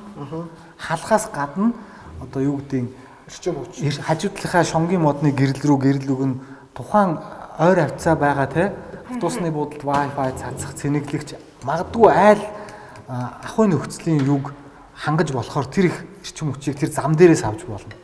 Өвөл ямарваа нэгэн халтаргаа байхгүй. Ягаад гэвэл тэр нөгөө юу маань өөрөө зам маань өөрөө нөгөө нэг юм бэржгэртэй яг л нөгөө нэг хүн явахад машин явахад зориулагдсан л тийм панелуудаар хийж байгаа шүү дээ. Тэгээ ингээ угсарчдаг тэрийг програмчлаад энэ хэсгийнх нь нөөцлсөн тогоо энэ айл руу энэ гэснийгээ энэ шонгийн мод. Яг дид үзсэн нь бол тэгээд хөгжиж чинь тийм ингээ хөгжиж. Ийм юмыг одоо бүр ингээд хэрэгжүүлж эхлэх гээд эхнийхээ одоо юуг туршилтыг хийцэн. Тэгэхээр одоо нөгөө газ те болоод нөгөө нэг энэ хүлэмжийн хий гэдэг юмнаас ерөөсөө огт татгалцаад дэлхийд даяараа боломж бол нээгдэж байгаа юм байна. Дэлхийд даяар байгаль дээлтэй гэдэг утгаараа манайх болохоор ч манайх ч нүүрсээ зарж амьдардаг уус тэгээд жоохон ашиггүй. Яг манайх зарч болно шүү дээ. Хэрэглэхгүйгээр. Тэгээд өөрсдөө тэрийг авах ч юм уу ашиглах. Одоо Франц улс гэхэд чинь дизель түнштэй машиныг явуулахыг хориглосон. Тий 18 оноос. Тий 18. Одоо газ бөгөөд нарны эрчим хүчээр сэргээгдэх эрчим хүчээр ажиллах тийм технологиг улсдаа нэвтрүүлж эхэлж байна те. Тэгэнгүүт одоо манайх тэгсэн чинь чаавастаа нөгөө сайжруулсан түшээгээд чаавастаа тэрийгэ зуураад юутаа чалж байгаа нь мэддэхгүй тэгээд зөв хэрэглэл шүү дээ. Тийм зөв хэрэглэж чадахгүй. За тэгээд хэрэглэлээч тэр нь утаатай болов. За яг хөө нэг дэвшилтийн гэхдээ одоо ингээд манайхны нэг давуу чанар байдаг шүү дээ. Юу ч байсан, муу ч байсан, сайн ч байсан ер нь бол нэг тодорхой хэмжээнд төргөн сурчдаг. Ер нь тэгээд муугийн төвлж нэг хамгийн түрүүнд туршаад сурчдаг. Харин тийм ээ. Тийм зонтой хүмүүс. Одоо тэгээд цөмөрөө тэр нарны панелыг одоо ингээд бас уг нь ашиглавал лагер дээр лагерын гадна талын нөгөө нэг энэ юу штэ байшингийн дээвэр тэрийг л ингээд нарны панелаар хийчихэл бид нар тогоо тийм байна. шууд хэмжиж байгаа байхгүй. Тэгээд энэ нэг манай монголчууд бас хийж байгаа юм байлээ. Айгүй тийм мундаг. Тэгээд монголчууд маань бас нэг сайн гоё шин бүтээл мэтлээ нэг ковидын PCR шинжилгээ PGO гэдэг нэг шүлсээр Тийм шүлсээр аягүй онцлох юу өөрсдөө зохион бүтээсэн. Тэрийг герман руу явуулаад судлуулсан чи герман айгүй сайшаагаад үнэхээр шинжилгээний хариу зүг гарч ийн. Хамар амруу юм чихэхгүй юм байна. Тэгээ өчтөр би нэг хөдөө орон нутг руу түгээлтэнд явдаг залуутаа уулзсан чинь 7 хоногтоо 6 удаа хамарлуугаа юм чихүүлж байгаа юм. За эндээс гарахтаа хэцүү юм байл нь шүү дээ. Эндээс гарахтаа гэж байгаа. Хүсэж байх юм биш л хэллээ шүү дээ. Тэгээ эндээс гарахтаа бол хөдөө орон нутг руу явах гэж нэг хамарлуугаа нэг чихүүлж байгаа. Хөдөө орон нутг очингууд нь ирлээ гэдээ үзэж байгаа гэсэн. За очиод гарахт нь нөгөө хэд гарах гэж байгаа юм уу маа гэдэг. Тэгээ хот руу орж ирэхэд нь ороод ирсэн үү чи маа гэдэг. Ойлгомжтой. Тийм тэгээ сүүлрүүг өөрөө нөгөөх нь хэлж байлаа. Сүүлрүүг ингээд хамарлуугаа юм хэлэхээр ингээд таашаал авдаг болсон. Чих ухтаа яг. Тийм ингээд ёо ямар гоё юм бэ. Бараг шахуу тийм болох гээд байна гэж байна. Тэгэхээр одоо тэр шүлсээр авдаг нь үнэхээр яг сайн бол манай монголчууд бас нэг хийвэл хийсэн шиг гэдэг тийм. Айгүй тийм. За ер нь мэдээлэл маань жоо ковид руу бол орчоод байна л да. Яаж хийж байгаа ковид руугаа. За ямар ч байсан нарны эрчим хүчийг шингээж авдаг замтай болж байгаа юм тийм. За өөр сонирхолтой өөр ямар мэдээлэл? Өөр гэвэл Xiaomi гэдэг нөгөө нэг утас байдаг шүү дээ компани одоо утас хийдэг. Тий. За энэ юу бол компани бол юу яаж байгаа юм бэ лээ? Өвөл одоо хүмүүс power bank тэр нь уцаа цэнэглэл чинь дээрээс нь юм гар өвлийн сэрүүхэн үйлдэлд тэр кармандагаа гараа дулаацуулаад явдаг. 4 цаг тэр нь одоо ингээд гарыг нь дулаахан байлгах, биеийг нь дулаан байлгах, дээрээс нь утсын цэнэглэх өөр юм цэнэглэх тийм юу хийж байгаа юм бэ лээ? Xiaomi гэдэг манайхан тэгээд утас компани бол одоо ингээд нэвтрүүлээд гаргацсан. Хятадууд бол одоо ингээд далайн иргэн хүүтэн газруудаар бол тэрийг хийгээ явж байна. Тэрнээс гадна солонгосчууд ч бүр нэг юм үрдэг гар дулаацуулдаг юм бие дулаацуулдаг тийм юмыг аль хэдийн хэрэгжүүлээд Япон солонгосчууд өрөнгөт нөгөөх нь дулаацдаг нэг юм хатуу дэр шиг нэг юм. Гэтэ яг тэр юм алганы чинээтэй би. Тийм алганы чинээтэй янз хүмүүс нөгөө нэг үйлдвэрт солонгост ажиллаж байхад үйлдвэрийнхэн бол гутлынхаа улан доор хийгээл өвөл тэр чинь нэг хасах 10 хэд мэдтэй байхад хүүтэн штэ далаа иргэн. Тэр яг тэрийг ингээ хийгээ суг мугандаа цээж мэжэндээ карманда ийцэн боход байнгын бол энэ бол ингээ юу ачиж байгаа юм бэ? Хачрагдсан. Тэгэхээр power bank-ын цэнэглэгдээд тэр нь бас ингээ байнга ингээ хэрэглээд явах болно. Тийм. Нэг илүү нь болохоор уцаа цэнэглэлчин дээрээс нь дулаацчихад юм байлээ. За одоо ингээд энэ за буцаагаад хоол руу оръё. Хоол маань болохоор минийхээр 5 дээрх пицца тий. Хариулын 5 дээрх. Хариулын 5 дээрх өндгөн пицца гэж байгаа. За дээрэс нь тэгээд омлет маягийн нөгөө ногоонуудаа сайхан жижигэн ирчээд тутгацсан. Тэгээд зөөлөн гал дээр тавьчлаа л та маань. Ер нь бол маш хурдан хугацаанд л хийх юм тий. Өндөг бол тодорхой маш хурдан хугацаанд болчихсон. Ер нь өглөөний цайл гэж би ойлгож болж байгаа. Оройны пицца бол мэдээж нөгөө нэг яг ном журмаар нь гурлаа бэлдэн тий. Тухайкондоо пэйжэндээ яг нөгөө нэг тэдэн хэмээн градус халуунд хийн мэн гэсэн тийм юмнууд байгаа. Тогооч нарын заавраар. Тийм бас мастер тогооч могоочийн заавраар хийхгүй л. Манайд нь бол зүгээр сайхан YouTube. За энэ бол хөргөчөнд байдаг юмнууд л байна. За хям байна, помидор байна. Чинжүү байлаа. Энэ өхрийн хоньны хил юм уу? Хоньны хил тийм би зүгээр яг нөгөө нэг одоо ингээд 2 камерман мах идэх сонирхолтой юм байна. Хямтагийн идэх сонирхолтой юм байна. Бүр веган буюу ногоогийн идэх сонирхолтой юм байна. Тэгэхээр яг энэ найзуудтай ажлынхандаа зориулаад би бол ингээд ийм төрөл бүрийн орсон юмыг л хийх гээд яагаад байгаа байхгүй юу? Тэдэн тэмсээ хэрччихөө тий? Олон талын хүмүүсээ урьж штэ хойлоо. Яг нөгөө нэг түрүүчийн 7 хоногийн дугаарт бид нар нөгөө нэг мөнгө соёлыг өрцөн байсан. Даанч яг цар тахлын нөгөө нэг 20 зэрийн тавигдаад биш яг хөд 20 зарлагдсан байсан уу? Тийм тэгээд мөнгөд заавуучлаараа бас эн чинь болохгүй тий.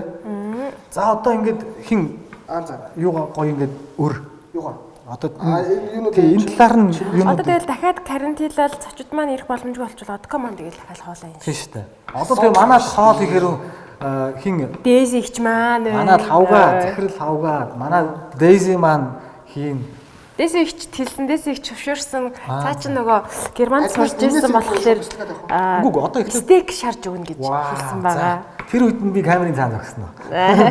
Одоо хяма энэ талаар нөгөө тэр хилээ ингэж өрөөд тэгээд хин жагаа хамт юу яачих. За яг уу. Чимгэлэх үү. За тэгээ би энийг нэг яач дахиад жоох нэмчээ. Энэ чөдөн жирс маань. Продюсер хоёулаа туслах тоогож болгож байгаа шүү. Би ч угаасаа туслах тоогочтой. Угаасаа өөр баг бол энэ хараа доотлон төлөвчөөл за тэгээд юм тэр пицца. Ер нь бол хамгийн баг дээр байсан гимгүү. За хамгийн баг нь 1 гэж байна. За би 2 дээр нь тавьсан. За 2 дээр нь тавиад одоо хоёр чимгэлж. Одоо яг хин жагаа юу идэх дуртай яг ингэж тойруулаад ингэ. За тэгээд өшөөнийг мэдээлэл нь болохоор энэ дрон шүү дээ. За одоо бидний ашиглаж байгаа энэ Phantom өөрчлөлүүд ингээд сүүлийн бүх дронууд чинь аягүй том овор хэмжээтэй. тий. Хамгийн сүүлд болохоор хаанхын компани гэж байна. Бүр ийм ном шиг ийм нэмхэн дрон гаргаж байгаа юм байна. Тэр нь болохоор дотроо сенсэн дотроо гадуура хамгаалттай. Тэгэхээр унаж эвдэрх ийм нөгөө нэг эрсдэл баг. Дээрээс нь 8К-гаар бичдэг багтаамж өндөртөө бас нөгөө нэг авсаархан учраас тэр нөгөө нэг энэ объект дотор нисэж зураг авах боломжтой. Дроны уралдаан бас болоод идэв шүү дээ. Тэгээ тэд нар бол нөгөө яг уралдаан нь болохоор яг тэр уралдахад зориулсан нэр. Одоо бол сүүлийн тэр нөгөө юу дронууд нь болохоор яг нөгөө нэг юунд зориулсан. Видео бичлэг хийхэд зориулагдсан овор хэмжээ багтай, багтаамж өндөртэй маш удаан ажилладаг. Дээрээс нь дотор ажиллана. Тэр том дронуудыг чинь объектын дотор хийх гэж юу болдог лээ. Тэр хаваар нэг хүн амтны шинэ жилээр нэг дотор хийх гэж үзэж чинь балаад юу бүгэн сүмж хаяа бүр илгийн юм болсон. Йоо энэ ам руугаа гараа ичгээл үзээ. Тэгэхээр сүүлийн дронууд бол бүр айгүй янзын болж байгаа юм байна. За одоо ингээд юугаа бясалгаагаа ингээд хандлан үрээд дээр нь ингээд битүү болгочих. Тэр хооронд энийг ажиллуулна. За эн чи яадаг лээ. За бясалгыг өргөхөд маш амархан. Дээрээс нь стандарт өргөч. За 210 дээр дээрээс салж тий. Наача хаалчиг. За. Энэ нөгөө нэг яншуу юу сонгон хатаасан сонгон уу? Энэ бүр холцсон юм байна. Юу ячиж? Сонгон петрушка тэгээд тэр орегано өдрийг холцсон байна. Тэгэхээр энийгээ бас ингээд гоё хийгээд би л хайсан байж таарч байгаа та. За юун дээр зогсчоо? Дорон дээр зогсчоо. Дорон дээр. За тийм тэгэхээр сүүлийн дронууд одоо ийм мундаг тийм байна. Бүр сайн мундаг болж байгаа юм байна шүү дээ. Хэрэглээг уламжлал хэлбэрчлээ л хүмүүстэй илүү ер нь ямар байд юм аах ч ингээд нэг $200 хичгэрэлж байгаа юм шимбич гал байдаг шүү дээ. Тийм. Яг одоо тэ өмнө үрдгийн хувьд тэгэхээр манай нөгөө нэг энэ хүн амд ногдох тий дотоод нийт бүтээгдэхүүн цалин хэмжээнээс хамаарал бид нэр шугнаачаад байгаа гэхээс үнэхээр тэр хөдөлмөрийн хөлсний доод хэмжээ нь хэд хэдийн $400-500 байдаг тэр хөгжилтэй орнууд бол тэр бол $200 юм бол хэрэглээний л юм болж таарч байгаа байхгүй тий. Тийм манайхад л одоо яг тийм хэцүү нөхцөл байгаа учраас тэгээд Amazon удахгүй Монголд орж ирэх сайхан мэдээ. Албан ёсоор зардаг юм. Платформоор манайх Монгол улс юу яах юм бэ? Тэгэхээр бол энэ бүх бүтээгдэхүүнүүд яг өөрийнхөө үнээр Монголд орж ирээд яг тухайн үнээрээ бидний гар дээр хүрэх боломжууд байгаа хэрэг. Одоо бид нар л эдийн засаг сайжраад цалин маань нэмэгдээд, ажлын байр нэмэгдээд энэ хэдэн уул хорхоонууд маань одоо бид нарыг тэжээж байна шүү дээ. Одоо тэд нар зогсчих юм бол одоо зүмөр яана. Одоо юу вэ? Ингэж пиццаа зогсохгүй ш чаас. Жижиг дунд үйлдвэрлэлийг дэмжиж гээд байгаа. Одоо тэгээд шууд дэлхийн тэр чигээр дэмжиж байгаа юм шүү дээ. Тийм. Манайхан ч одоо гадагшаа ямаа зарж болохоор болж байгаа шиг байна. Яг үнэ. Гадаадаас хүссэн юм авчиж болохоор болж юм те. Яг уу нэг жоохон харамсалтай гэх юм уу жоохон сэтгэл гонсоомор юм гэхээр манай дамын 8-ачд маань жоохон хэцүүдэх байх та. За одоо тэгээд ингэ штэ. Хэрэглэгчд бол хараа өөрийнхөө хүссэн газраас л авна. Нарантуул дээрээс авах хүмүүс нь нарантуул дээрээс очиод юм авчихна. Amazon-оос авахыг хүсэж байгаа хүмүүс нь Amazon-оос авах. Тэгэхээр энэ бол энэ зах зээлийн чөлөө төрсөлтөө хүн хүссэн юм хаанаас ямар үнээр авах гэдэг сонголтууд бид нарт харин бүр илүү болж байгаа байхгүй. Тэгэхээр энэ дээр нэг зах зээлийн капитализм биднэрт эргээд харин мөнгө орж ирэх боломжууд нь гарч байгаа. Тэр хэрэгээрээ нэмэгдэж байгаа. Тийм өөрөөсөө юмаа зарах боломжууд нь нэгдэж байгаа учраас. За одоо юу болох байхаа. За одоо Энийг би нэг ингэж үзнэ. Захрам ингэж. За одоо галаа жоох нэмээд доороос нь янга ойлгоод. Опа. Окей. За ерөнхийдөө үзэгчд ингэ харж байгаа. Одоо доор нь бол пиццаны гурил шиг пицца нь байгаа юу? Байгаа. За талх нь гурил нь байгаа юу? Талх нь байна. Томато хийсэн, бяцлаг нь байна.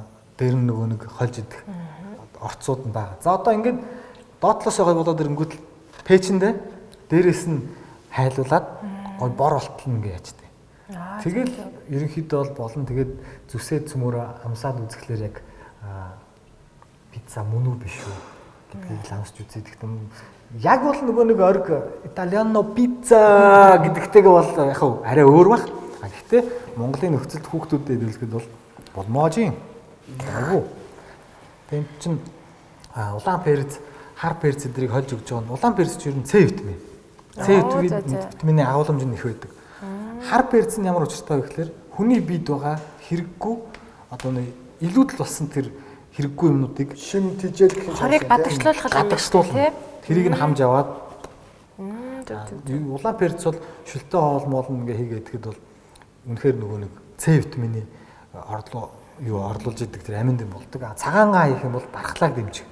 Одоо яг энэ цар тахлын үед бол жинхэнэ цагаан гаа, сармис, улаан перцийг төлхөө хоолндоо ингээд хэтрүүлэхгүйгээр хэрэглүүл ерөнхийдөө энэ бол хоньны махта гэж байгаа шүү дээ. Зөв. Хоньны шүл мөхтэй. Би болохоор бас юуг аяг төлхөө хэрэглэдэг шүлийн олон шүлтэй олон турмерик. Турмерик гэх юм бас. Айгуу гоё амт хоолнд бол амт оруулж өгдөг. Турмерик чинь бас хитэрчүүл бас. Хэрэггүй л дээ тий яг бас яг тааруулаад хэрэглээд байгаа одоо энэ хөл орны үеэр. За энэ маань болж ин дахиад нэг мэдээлэл шургуулгын дотор мэдээлэл хийсэн эндээсээ ингээ хараад будаа хэдээд байгаа байхгүй юу? Шипийн доор вэ штэ манай ах. Яг нөгөө компьютерийн компаниуд биш. Тэр нөгөө компьютерийн аксессуар хэрэглэх тэр юунуудыг үйлдвэрлэдэг компаниуд бас нэг цоо шин маусны шинэ үеийг 90 үеийг нээж эхэлж байгаа, хэрэгжүүлж эхэлж байгаа юм байна. Энэ юу гэхээр одоо ноутбук, лаптопн дээр ингээд бид нар ингээд хурууга заавал ингээд. Эсвэл хажууд нь заавал Bluetooth-тэй маус. Одоо тэгхгүйгээр хүн бүгд зүүх юм байна. Бүгд за тийм ингээд. Тэгээд ерөөсөө бүгднийхээ зүүсэн юугаар Bluetooth дээр ягаад өөрөө тэр нь бас бүтэн өдрийн турш цэнгээ авсан байхад бүтэн өдрийн турш компьютер батарейд ус хүртэл ажиллана гэж байна. Тэгэхээр ерөнхийдөө бид нар ширээн дээрээ тавьж байгаа л ингээл хуруугаараа ингээд тэр маусны үйлдэлийг 100% гүйцэтгэж чинь дээрээс нь тэр бүгжнүүд нь айгүй хийцэн айгүй гоё заяа. Тэрийг зүгээд нэрээ хийж болно гэсэн үг. Тийм одоо яг тэр одоо тэгээд хүмүүс чинь өргөн бүдүүн нарийн уруутай хүмүүс чинь бодвол тэгэл тохирхол юм арзмаартай хэмжээтэйгээ олчихно. Тэгээд тэрийг бол гадуур зүгээ явахад тэр бол маус ч гэж харагдахгүй. Бүгд шиг гоё тийм хийцтэй хэлбэртэй тийм шинээр бас. Давхар тэгвэл амар аксессуарны фэшн явагдах юм шүү тий. Одоо чи бас зүгээр юм шүү. Одоо хүний гар чинь маус хэрэглэхээрээ энэ хэсэг нэг эвэршдэг. Тийм. За манай үе одоо контрчтэй үеийнхэн бол одоо бүгд сайн гэж байна. Дота контрчтайх нь хичээлээ тассан гэдгийг нь яаж мэддэг вэ? Гарын нэг харангуул энэ нэг улаацсан. Зөв. Мэдмэр юм байна. Би та тийм тэгэхээр өргөддөг юм байна. Шинжлэж байгаа гэдэг нь бол эмгээр хангаж байна те. Саяхан ч л ер нь бол 0.3-ийн хурдтай болж ирсэн те. Тийм. Маус. За одоо ингээд хоол баг болж байна. Энийг харин Яконда шууд тавхтайгаа юутай онгорхой чигээр нь дээрээс нь яг хэр халж ийн үстэй. За юу вэ?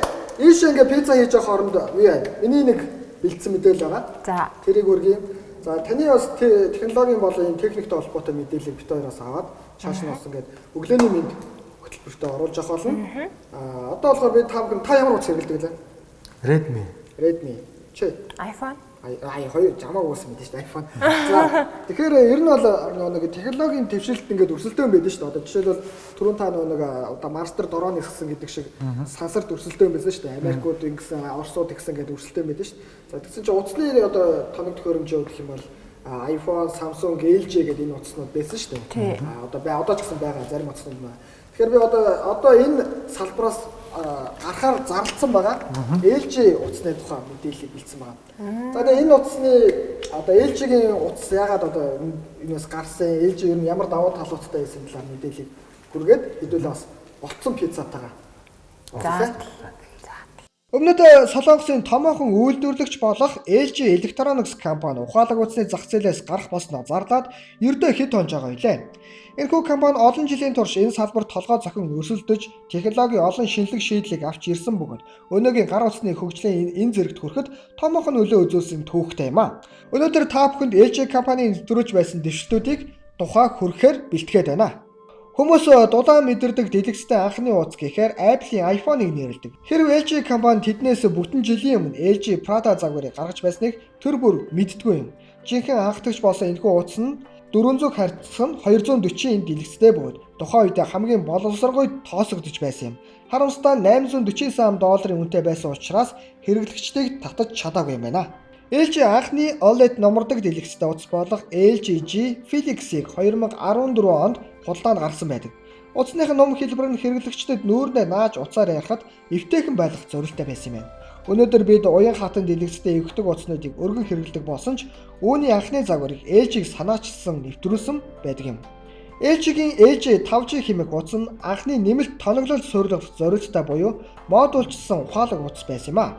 Гэвч тэрхүү шинэ тоноглолууд нь амжилттай хэрэгжиж чадаагүй бөгөөд ганцхан зөөврийн зай, дижитал аналог хөрвүүлэгч, камерын бариул зэргээр хязгаарлагдсан байт юм байна. Үүнээс болоод 5G-ийн зах зээлээс тийм ч их ашиг олж чадаагүй юм а. LG 5G-гийн нэмэлт тоноглолд суйрладаг загвар нэрд гараа биш өргөн зураг авах болох камер нь өдгөө ухаалаг утас бүрт суйрлагдах болжээ. Магадгүй өргөн камер нь LG-гийн ухаалаг утасны салбарт гаргасан хамгийн том хувьсгал байсан баха. LG-гийн V загварын контент бүтээгчид болон аудио дугуйлтыг сайжруулах тал дээр төлөрч байсан бөгөөд 2016 онд өндөр чанарын аудио тоглох зорилттой нэмэлт Quad DAC бүхий LG V20 загварыг гаргасан байна. Үүний үр дүнд тус утас нь зах зээл дээрх бусад бүх бүтээгдэхүүнээс илүү дугуйлттай болж чадсан байдаг. Бусад үйлдвэрлэгч нар ихвдэг утас хайж байх зур LG зүгээр 2 дэлгэц бүхий энгийн шийдлийг гаргаж том хэмжээтэй дэлгэцийг хамаагүй хямд үнээр санал болгож байсан юм. Энэ санаагаа тэд LG G8X загвараар эхэлсэн бөгөөд дараа нь бид V50, V60-ыг гаргасан байдаг. LG V-гийн өрмөс эргэдэг T хэлбэрийн дэлгэцийг ашиглах нь хөгжилтэй байсан ч видео бичлэг хийхээс өөр давуу тал үүнд байсангүй. Доод талын жижиг дэлгэц нь бараг ашигладаггүй байсан тул хүмүүсийн сэтгэлд нийцээгүй юм байна. Энэ мэт LG цаг үеэсээ төрүүлж сэтгэж байсан олон нийт хараахан эдгээр шинжилгүүдэд бэлэн биш байсан харамсалтай юм а.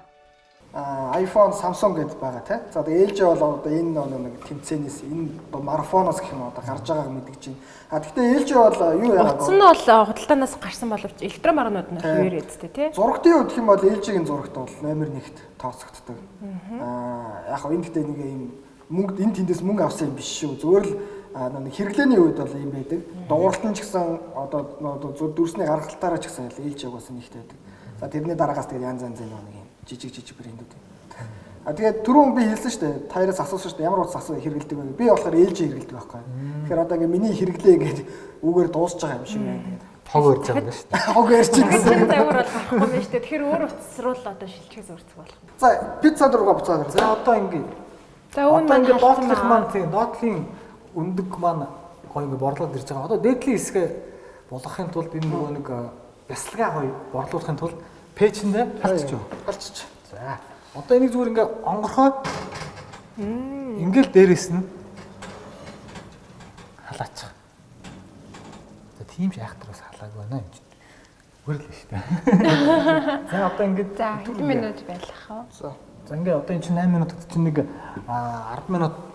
За энэ 8 минут л баг дуусахад юу бяцлагны үнэжийн гоё гэдэг л байна шүү дээ. За тэгээ би бас нэг мэдээлэл хүргэе. За бидний өдөр тутмын хэрэглээнд одоо хэрэглээд зансан Wi-Fi буюу wireless fidelity гэдэг энэ технологийн дараагийн үе шат нь эхэлж байгаа юм байна. Wireless маань одоо ямар нэгэн хамны цаан ч юм уу ингээд нэг холдохлээрээ хязгаарлагдмал тий сүлжээ нь багасдаг. Тэгвэл light fidelity буюу Li-Fi гэдэг шинэ технологи нэвтэрч эхэлж байгаа. Li-Fi гэдэг.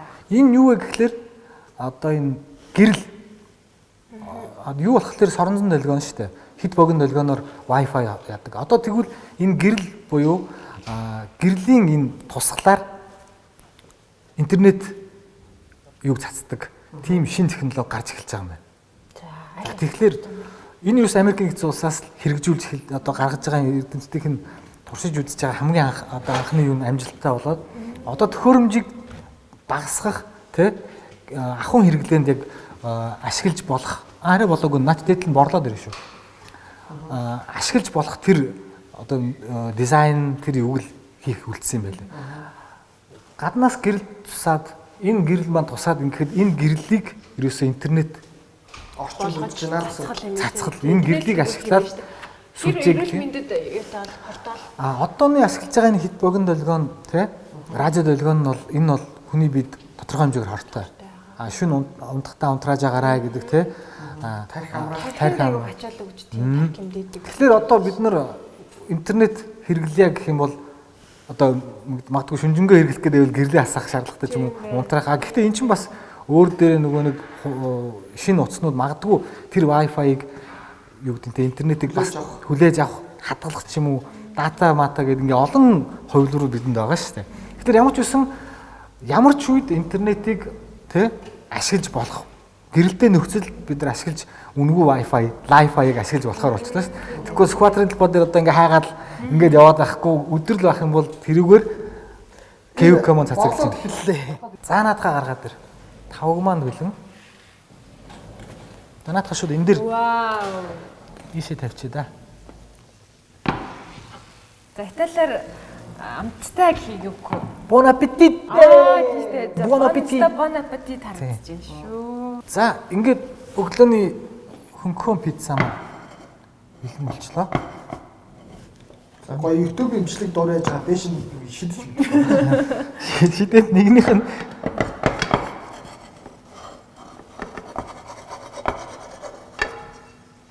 яг Энэ маск саад болоод нэг гоё. Авчихаа одоо за энэ чи торт нөө эзэн төсдөг л байна.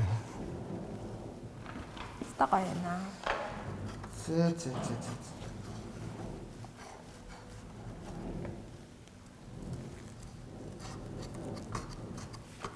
Нийт өртгөн ер нь хэд болж байна юм? За ер нь гэрт байгаа гарын доорх материалуудаар л хийж байгаа шүү дээ. Өндөг Хөгжин байгаа юм уу? байгаа. За хамгийн жоохон үнэтэй нэг бол яслаг л болох байх. Мазарелла тий. Эсвэл бол дандаа гэртээ өчигний сайнууд гэвэлдэг юмнууд наас. Та чи дугаар би нэрээ мозарелла хийх гараа зааж өгөн. Тэгэл та. Гэрийн нөхцөлд. Одоо ч одоо ингээд л Ямар гоё юм. олон танилцагчид маань ингээд карантинаар ирж амжихгүй бол тэгэл биелсэн маш хамаг оруулнаа гэдэг. Тэгээ дараагийн дугаараар ч юм уу. Тэгээ чиний юу гэх яриад л ч манай ажил гарын цовин гэжээс тэ янзтай юм. Амар гэж ядаж үзээгүй тэ. Хотгогийн цовин ойлолт юм байлээ. Хотгогийн хоцоо ойлолно гэж. Ойлолно л гэсэн чинь тэгэхээр надаа чав цовин хэлгээд. За тавган дээр. За бүсгүйчүүд эхлэв. За ladies first гэдэг. Тийм. Юмыг ажиглах гиз хотоод өвдөх юм л бодлоо. За зузаан бүр яа пицца шиг. Яг гурилтай пицца шиг хараа. За одоо энэ цөмөр энэ бясалгаа яг хүн болгон өөрсдийнхөө нөө тааллаар тий ихийг ч хийж болно, багыг ч хийж болно. Одоогүй мэн юу яажсэн. За хамсаад ямар байна? Йоо, үнээр гоё. Амар гоё. Би бол ингээд хийсэн учраас реклам тоглож байгаа. хамсгүйгээр амтыг мэдчихэж байгаа. Ингээд урд нь хийжсэн мөхлөө. Одоо манай Гэхдээ ямар гоё юм бэ? хүүхдэд харангуйтаа ай за манай шүлэг аваараа хийлгэндээ л гэж байгаа. Тэгэхээр очиод хийж Гэхдээ энэ жорыг та бүхэн заавал гэртээ хийж үзэр үнэхээр гоё амттай юм шүү. Би бол ямарсан гэртээ очиод ялгаа хүүхдэдээ хийж өгнө. Манай хүүхдчтэй пиццан дуртай. Тийм. Нэг их гурил дотор нь байхгүй тийм. Мөн жоохон талхал байгаа ингээд. За ингээд давс хөвгөө нэстэ бол. Тийм, давс юу н хийх хэрэггүй. Энд чинь ягаад гэвэл бүх юм өөрийнхөө хамтаараа байгаа байхгүй. Одоо дээр нь яг уу нэмээд яг нэг өөрсдөө тааллаараа бейк, сонгон сармис, бейкон, дахианы мах, ананас юу гэдэг. Яг зориод ингээд хийх юм бол ерөнхийдөө пиццагаа ингээд дөрөв хуваагаад энийг нь өөр амтлах, өөр жортой, энийг нь ингээд дөрөв хуваачихад тал пицца тийм ингээд болчихж байгаа байхгүй. За ингээд үзэгчд маань өглөөний маш хурдан ерөөсөө баг 30 минутын дотор болцдог пиццаг buon appetito тэ сайхан ингээд идэх боломж жорыг хэлж өглөө. Buongiorno нэвтрүүлгээрээ та бүхэндээ зааж өглөө. Тийм. За ингээд хамгийн сүүлчийн нэг чиний тооны мэдээллийг хүргэе. Дуусаагүй л аа. Дуусаагүй ч амар мэдээлэл бэлдсэн. Юу Японд нөгөө нэг ганц гойн ирчүүдэд зориулсан шин юу шин тренд юм шиг байна. Тренд юм шиг байгаа. Гэртээ юм нэг холограм найз бүсгүйтэй болцсон юм жижигхэн юм шилэн дотор найз охин гэдэг юм нөгөө комикийн бүсгүйж. Уусаа нөгөө Японд залуучууд ч ихэнхдээ нэг тийм эмо стилтэй штэ ер нь тэгэл ганцаардах чинь өөр хэлдэг баха. Гэртээ ганцаараа 30 гартлаа ингээд нэг гэр орно. Тэр чинь ингэдэг байхгүй 30 гартлаа сурна. Ажил хийн. Эхнэр авах мөнгөө бэлдэн, бүх юмаа бэлдэн. Ингээд ийм нөгөө нэг ийм амьдралын зорилго. Тэг амьдралын зорилготой хим маягтай. Тэгш байдлаас Японд юу хэрэг юм болоо. Нэг эрэгтэй доногдох эмэгтэйч гэдэг юм. Нэг эмэгтэй доногдох шиг байна. Та мэдгүй тэгтээ Японд үүднээсээ бас эмэгтэйчүүд нь цөөн тэгээд эрэгтэйчүүдтэй бас нөгөө хүрэлцээг үчиж гэдэг. Тэгтээ Япон эмэгтэйчүүд чинь Монгол эрчүүдтэй суухыг аягүй их хүсдэг гэж хэлсэн шүү дээ. Тэгээд нөгөө залуучууд нэг Монгол эрэгтэй нэг Монгол эрэгтэйд 3 Япон эмэгтэй ноогдно гэдэг байгаа шүү дээ. Тэгэхээр чи хэд хоёрт бол ингээд 6 3 бол байгаа юм байна худлаа. Тэгээд тэр мэдээлэлээр тэр холограм найз охин нөхлөөр өглөө сирен. За сирээрээ. Цаг тэд бол ажилдаа явах болж байна. Тийм тэгээ оройн унтахтаа нөгөө нэг юм мартахгүй тул сануулчингууд өглөө тэр хүн рүү ярина гэсэн шүү. Энэ нэмээ угаараа тийм нэмээ. Тэгээ ийм гарсан. За энийг зүгээр юу ачи. Ингээд тайлбарлаж яхаар үзүүлчих. Тийм. Тэгээд өглөөнийхөө цаг тавтаа сайхан зоглоорой. Өглөөний минь хөтөлбөр үргэлжилж байна. 朝ですよ。起きてください。ねえ、起きてってば。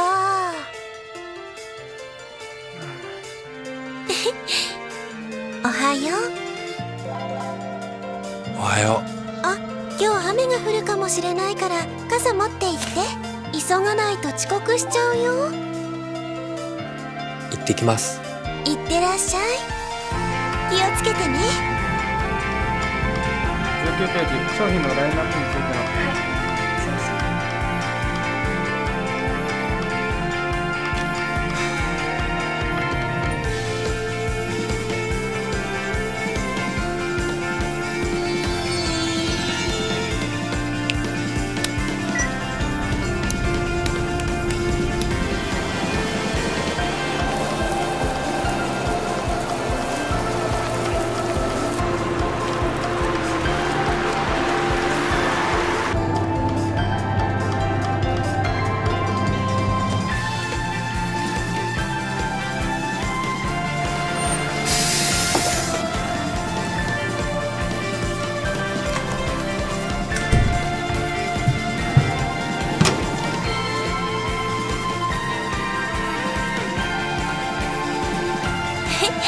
おかえりなさい。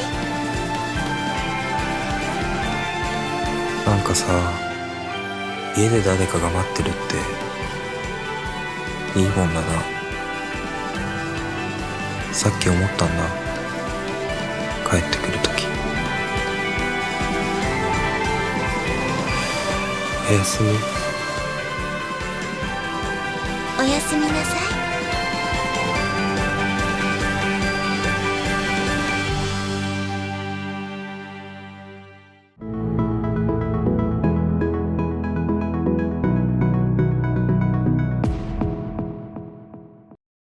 Сайн байцгаана үзэгчдээ. Channel 11 телевизийн өглөөний мэнд хөтөлбөрийн номын цагаан булан эхэлж байна. Бид энэ удаа Италийн нэр зохиолч Giovanni Boccaccio-гийн тухай хүргэхээр бэлдлээ. Европын сэргэн мандалтын үеийн энэрэнгүй утга зохиолын анхны төлөөлөгчийн нэг нь Италийн Флоренц хотод худалдаачны гэр бүл төрсэн нэр зохиолч Giovanni Boccaccio билээ. Эцэг нь хүүгээ худалдаачин хуульч болох гэж зүтгэсэн боловч багаас яруу найргийн амтанд орсон Giovanni хүү эцгийн үгээс төрж шүлэг зохиол оролдохолжээ. Тэгээд 1340-од оноос шүлэг зохиол бичиж энэрэнгүй үзэлтнүүдтэй танилцсан байна. Тэрээр Филострато, Фисен дуулал найрагдлал, Фимета хэмээх сэтгэл зүйн тууж, Фолоколо роман бичиж эртний домгийн үйл явдлаас сэтвэлэн хүний сэтгэлийн ертөнцийг нээн харуулснараа онцлогтой зохиолч юм а. Тэр бас Данте Алигригийн амьдрал хэмээх ном бичсэн байна.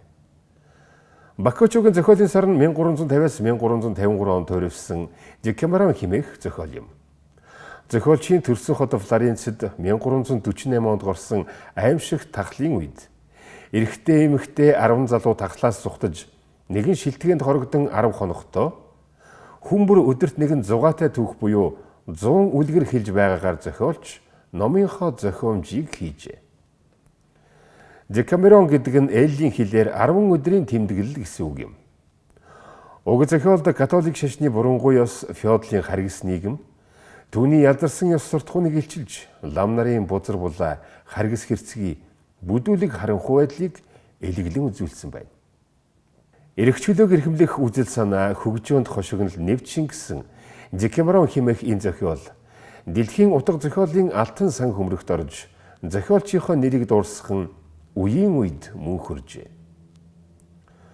Боккаччогийн энэ алдар зохиолын 26 бүлэг Монгол хэлээр 1936 онд Декамерон хэмээх бичиг нэртэйгээр анх орчуулагдсан уйгуржин бичгээр гараад 1983 онд шинэ үсгээр дахин хэвлэгдсэн юм. Уг зохиолын 10 дахь өдрийн туйраас танилцуулъя. Гвальтиери хэмээх язгууртан гаралтай ухаан сэргэлэн баян ир байв. Гэвч тэрээр гэр бүлтэй болох талаар огт боддоггүй бөгөөд ан авд хорхойсч явдаг нэгэн. Хинэггүй хийсгэлэн эзэнтнээ өрөөдмөө үлдээхгүй байсаар явчих юм биш үзээ хэмээн санаа зовинсан албат нар нь түүнийг гэрлэж хэмээн ятгах болов. Гэвч Гвальтиери өөр таарч тохирох хүн хайж байна хэмээн алгуурлан явсаар зэрэгэлдээ тосгоныхаа Гризельда хэмээх ядуу тарчиг амьдралтай айлын охиныг эхнэрээ болгожээ. Гризельда царайдсэр хинээс дутахгүй үзэсгэлэнтэй бүсгүй байв. Гвальтиери Гризельдаг эхнэр болгон авахдаа болзол тавьж ам үчиг авсан болоо. Гризельда ч язгуурт нөхөртэй болоход хадгалзах зүйлгүй тул нөхрийнхөө хэлсэн бүхнийг хийж ямар ч ааш авир гаргасан хүлцэн твжиж уурлахгүй дуулууртай байна гэсэн ам үчгийг ядуу хөгшин эцгийнхээ өмнө өгсөн байна. Тэдний хурим сайхан болж албат нартай хүндлэгдсэн ад жаргалтай сэтгэл хангалуун амьдарцгаах болов. Гэтэл нэг өдөр Гвальтиерид ямар адны шүглж гисэн юм өөгүй цэмцгэр ааш зан авиртай дуулууртай халамжтай ихнэрээ элдвэр гоочлон доромжлох боллоо. Язгуур угсаагүй ядуу зүдүү хүнийг ихнэрээ болгосон алдаа байжээ гин. Энэ бүхэнд Гризельда анх амлсан ёсоор ааш зан хувиршгүй уурлан уцаарлахгүй байв. Энэ бүхэн Гвальтиеригийн ихнэрээс сорж шинжсэн санаанд багтамгүй үйл явдлын өчүүхэн хэсэг нь байлаа. Гризельдаг хэлсэн үг амлсан амлалтандаа говьшгүй үнэнч гэдгийг мэдсэн нөхрийнх нь далд хорон санаа үүгээр дууссангүй. Албат нар нь ад заргалгүй болж байна гэсэн шалтгаар төрсөн үрээ хөнөөлгөх санаа гаргав. Тушаал ёсоор албат нар нь охиныг нь аваад явхад ч Гризельда урдын хിവэр л байлаа. Энэ явдлаас хойш байдал намжин Гвальтиери эхнэрийнхээ чигч шулуун занд ирэхгүй баясан сэтгэл хангалуун аж төрсөөр төдөлгүй хүүтэй боллоо. Хүү төрсөнд тэрээр химжээлшгүй их баяр жаргалтай байсан ч эхнэрээ урдын аргаар турших санаа нь салж өгсөнгүй. Хүү минь ядуу хүний зээх хүү болно гэхээс айж байна. Ер нь чамаас салж өөрт нийцэх өндөр угсааны эхнэр авахгүй бол болохгүй нэ. Хэрэг тийхгүй бол албат нар минь сэтгэл дундуур байх нь. Тэд маань сэтгэл дундуур байвал надад үнэн ч биш болно шүү хэмээн гоншгоноход Гризельда. Аажуу тавнаар бүх зүйл таны хүснээр байх болно. Би ам үчиг өгсөн шүү дээ. Би бол таны хүчинд амьд яваа ядуу тариачны охин.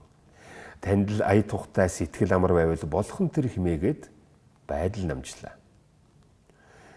Тэгтэл нэг өдөр хатуу хахир нөхөр нь Гризельдаг дан самцтай нь гэрээс нь хөөж явуулаад өөр ихнэр авна хэмэв.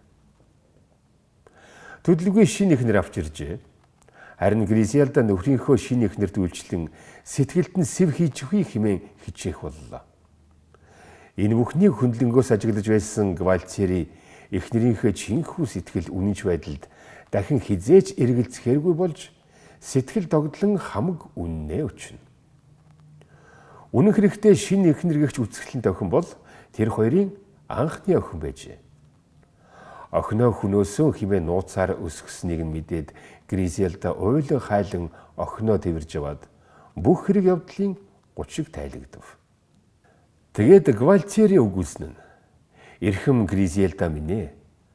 Одоо л чи минь удаан хугацааны тэсвэр төвчээрийнхээ үр шимийг хүртэх боллоо. Би чамайгаа хүн бүхэн дуурайх үйс үлгэр жишээж ихнэр байгаасаа гэсэндэ тэсхийн аргагүй зовлон шаналл чамдаа өрүүлж байлаа. Би бол энэ орчлонгийн ирчүүд дотроос ихнэртэй хамгийн ихээр сэтгэл ханамжтай, химжээлжгүй их аз жаргалтай байдаг цорын ганц эр хүн гэвэ. Тэд урт удаан аз жаргалтай амьдарч уугаар зохиол төгсдөг. Магадгүй энэ тойрог уншсан хүн амлалт болоод үнэнч байна гэдгийг жинхэнэ утгаар нь мэдрэх үзье. Ялангуяа таарамж муутайхан хосууд харилцаагаа шинэ хандлагатай болгохыг эрмэлзэж буй залуус унших аваас үл ойлголцтын манан сарнин замхарж итгэлцлийн нарангийн бий. Бид бүхэндээ Европын сэргэн мандалтын үеийн энэрэнгүй утга зохиолын анхны төлөөлөгчдийн нэг Италийн нэр зохиолч Giovanni Boccacciогийн тухай номын цагаан булангаараа хүргэлээ.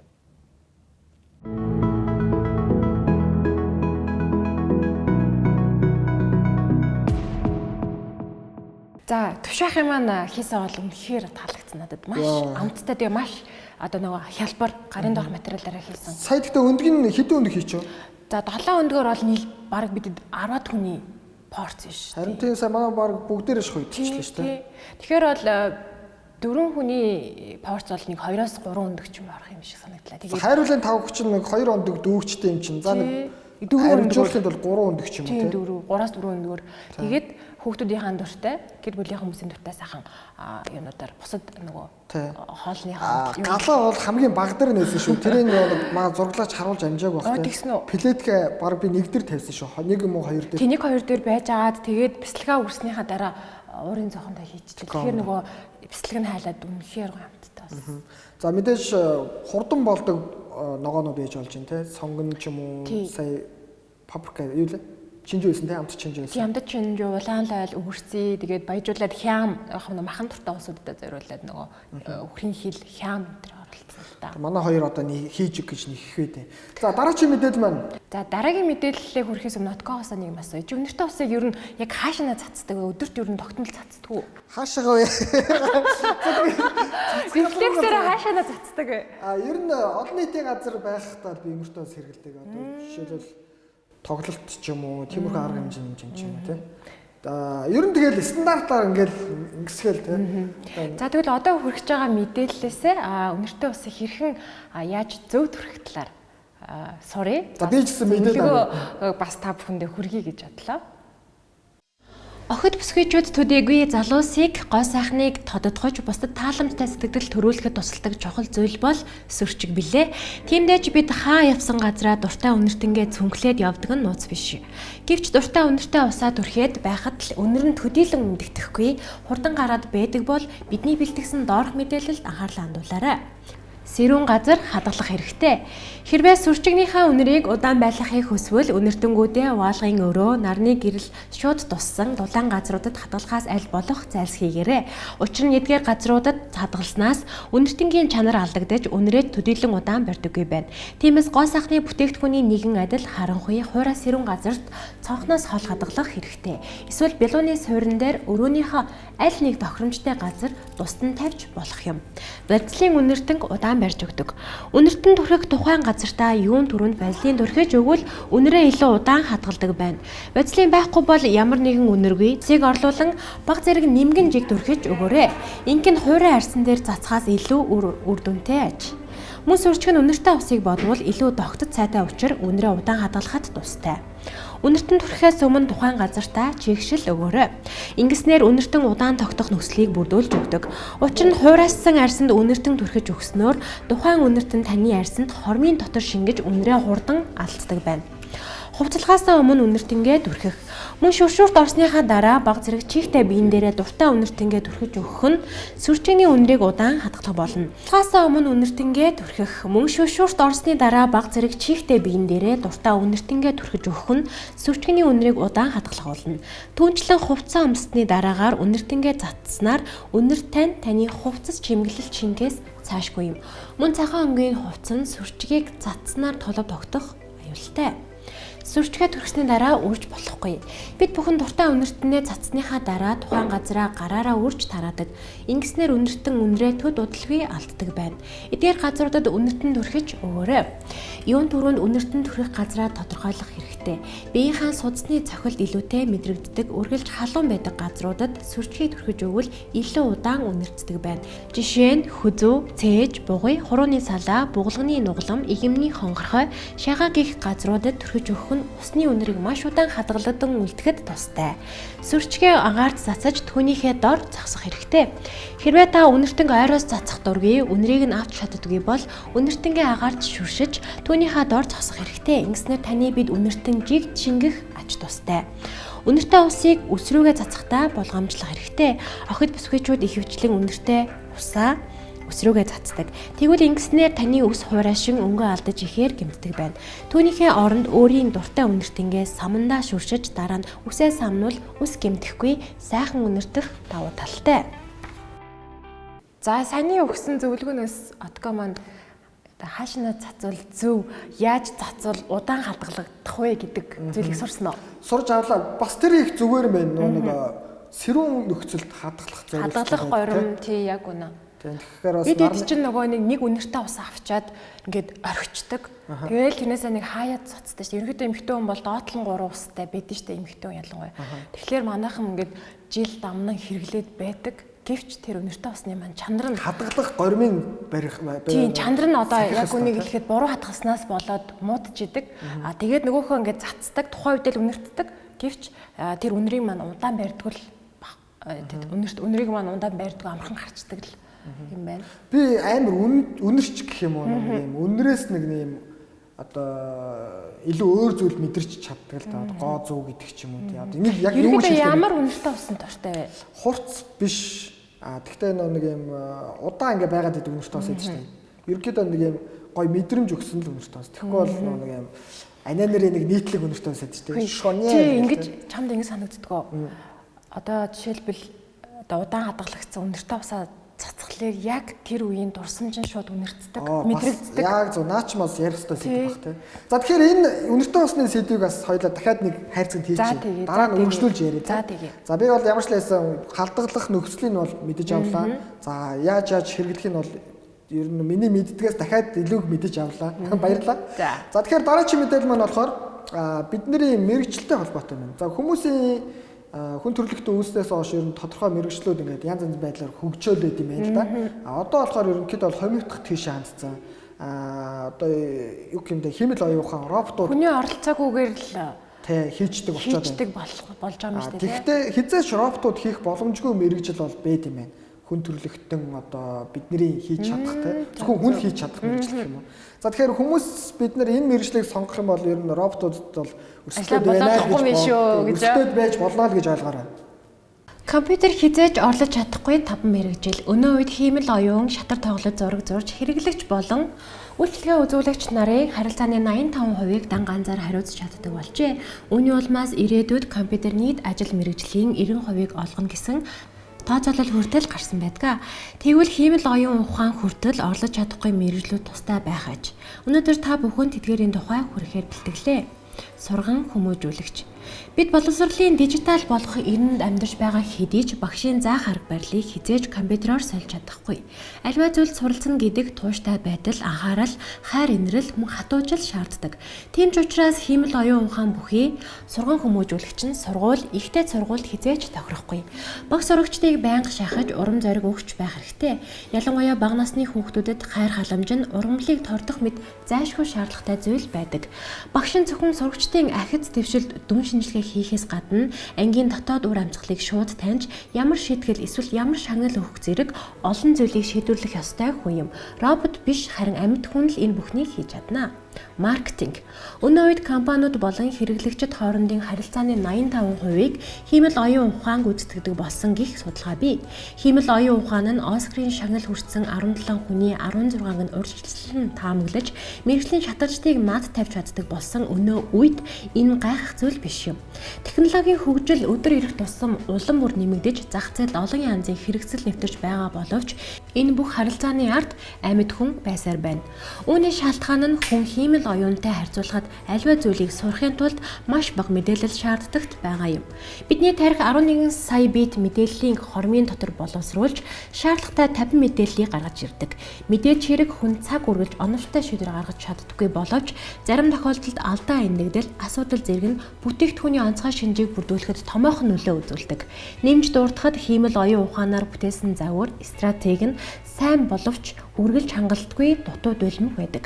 Учир нь альва бизнесийн төлөвлөгөөг нэгтгэж эдийн засгийн шийдвэр гаргах хэрэгтэй болох үед зөвхөн хүн л бодож тунгааж нэгтгэн дүгнэж нэгтлэг зэрэг үйлдэлийг хийж чаддаг байна. Эрүүл мэндийн салбар. Эрүүл мэндийн технологиг хөгжүүлснээр эмнэлгийн ажилтнуудын ажлыг хялбарлах нь дамжиггүй боловч эмч өвчнүүдтэй харьцаж шийдвэр гаргаж харин хиймэл оюун нь тушаалуудыг гүйцэтгэхээс өөр ахиц гаргах шаардлагагүй. Роботууд эмч нарын харилцааны ур чадвар шиг нөхцөл байдлыг харгалзан асуудлыг шийдвэрлэх чадамжгүй тул тэднийг бүрэн орлох боломжгүй. Үүнээс гадна роботын хувьд хамгийн хэцүү зүйл бол сэтгэл зүйч сэтгцэн эмч нартай өрсөлдөх юм. Хиймэл оюун ухаан нь үйлчлүүлэгчийн сэтгэл санааг мэдрэх чадваргүй бөгөөд өөрийн гэсэн мэдрэмжгүй учраас сэтгцийн асуудалтай хүн дээр юу ч хийж чадахгүй. Урлаг. Хиймэл оюун бүхий роботууд нь бусад зураачдын хэм маягийг хуулбарлах алгоритмыг тусламжтай төрөл бүрийн хэм маягаар зурж чаддаг болсон.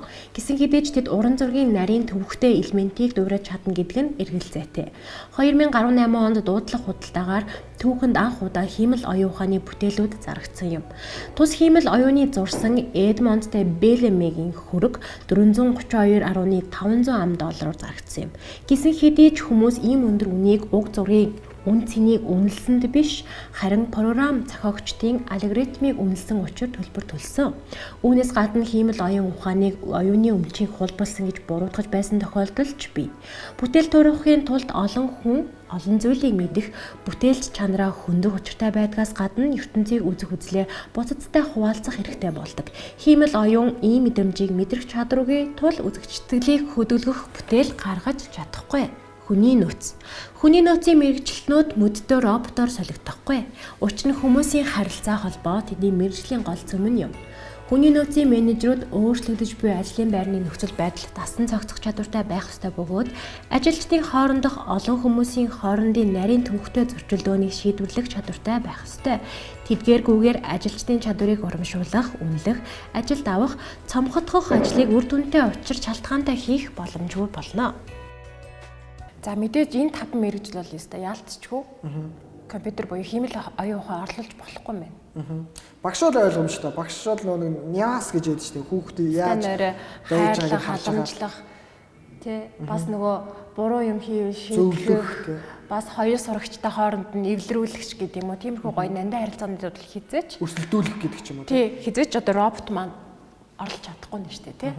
За энэ бол гэхдээ яг ерөнхийдөө бол технологиг одоо шүтдэг хүмүүсийн хувьд бол энэ бол нэг асуудал юм шиг харагдах байна. Гэхдээ хүн төрөлхтний мэргэжил бол угаасаа ингээд хомигдсаар байгаа. Хүн роботууд хийж чаддаг юмыг бол тариалангийн талбай одоо газар тариалан ч юм иймэрхүү юм дээр маш өргөн хэрэглэж байгаа.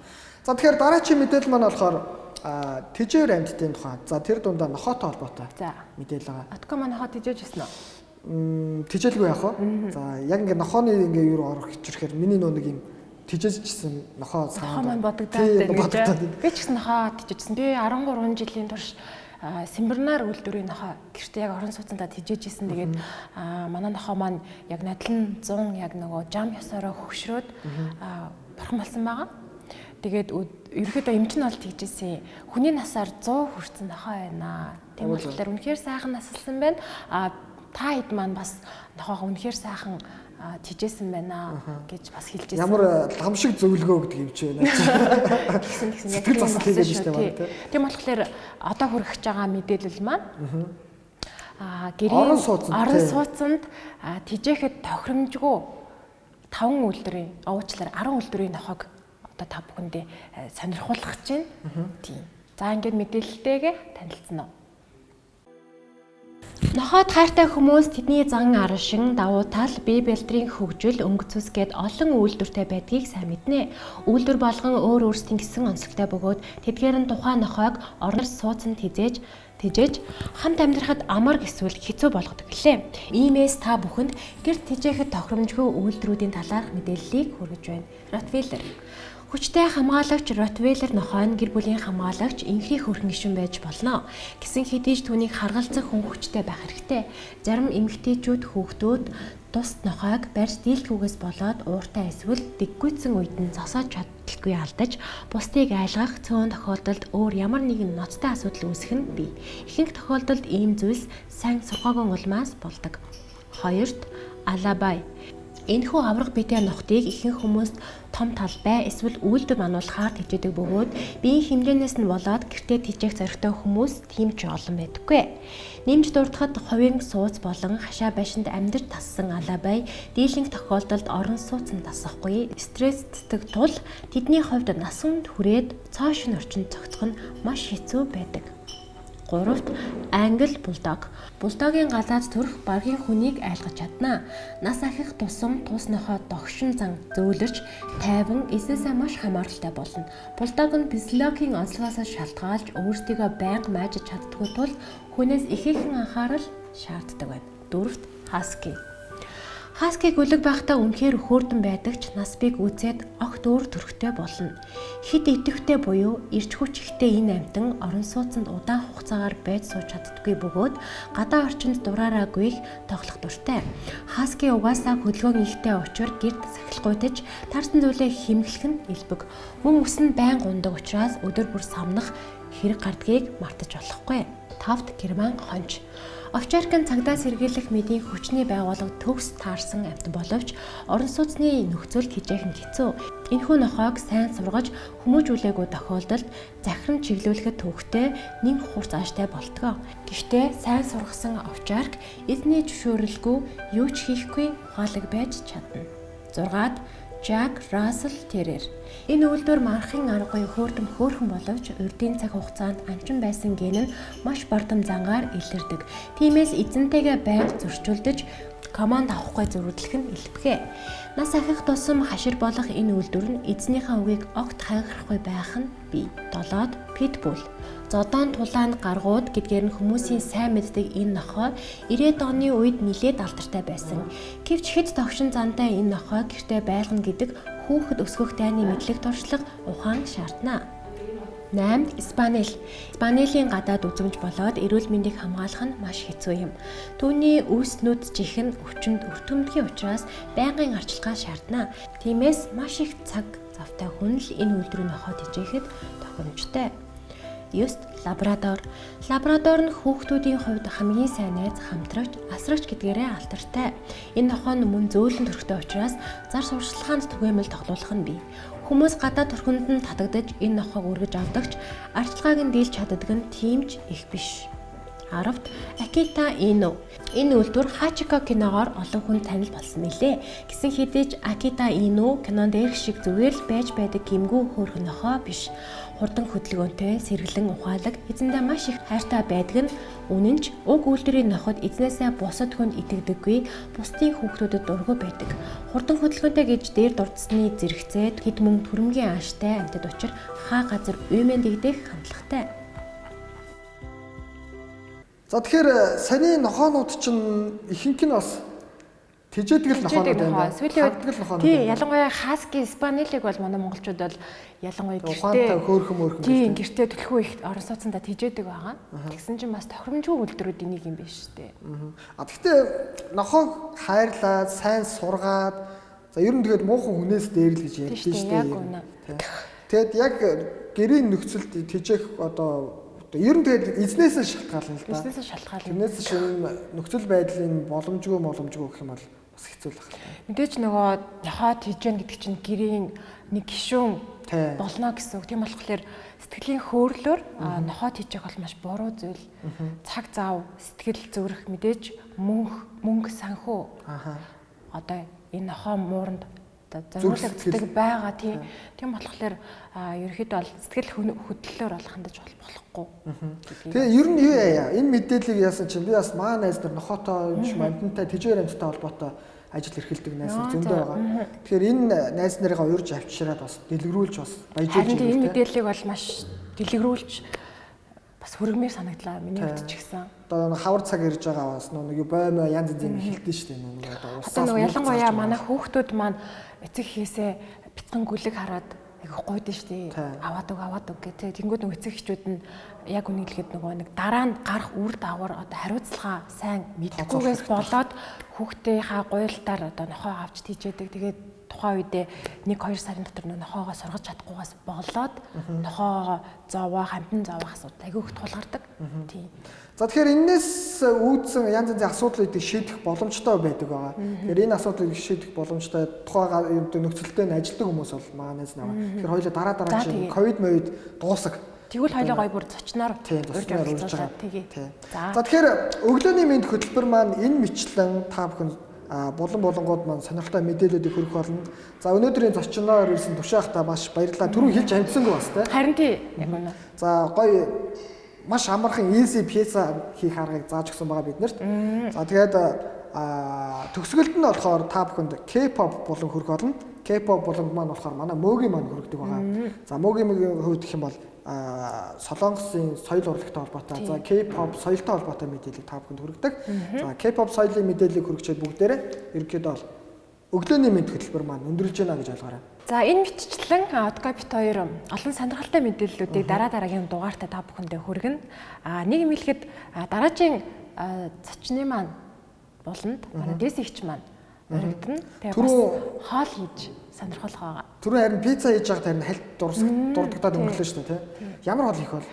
Ерөөдөө бол хоол нь тодорхой алдсан. Дараагийн дугаар дээр бас үзүүлэх маань үзэх болно. За ямар хоол хийх нь, гоё хоол хийх нь, муу хоол хийх нь бүгдээр харнаа заяа. За тэгэхээр дараагийн дугаараар уулзлаа. Түр зэр баяртай. Энэ удаагийн өглөөний мэнд Buongiorno нэвтрүүлэг маань энэ өрөөд өндөрлөж байна. Нэвтрүүлэгтээ хамт исэн үзэгчдээ баярлалаа. Дараагийн дугаар хүртэл түр баяртай. Баяртай. Arrivederci. Баяртай гэж аа. За баяртай үзэгчдээ.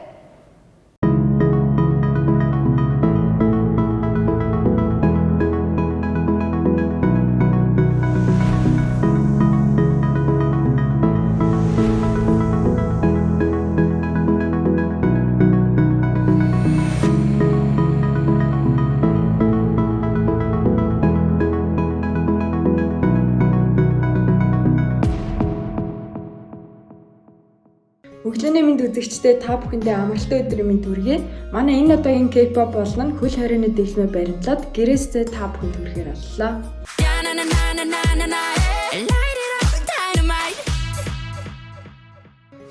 За өмнөд Цадамсын октийн хамтлаг A-Pink нь хамгийн анх 2011 онд байгуулагдсан бол энэ жил тэдний 10 жилийн тохиож байгаа бөгөөд тэд 10 жилийн ойдоо зориулсан үнэт сонсогч нартаа thank you нэртэй шинэ дугаар татсан байна.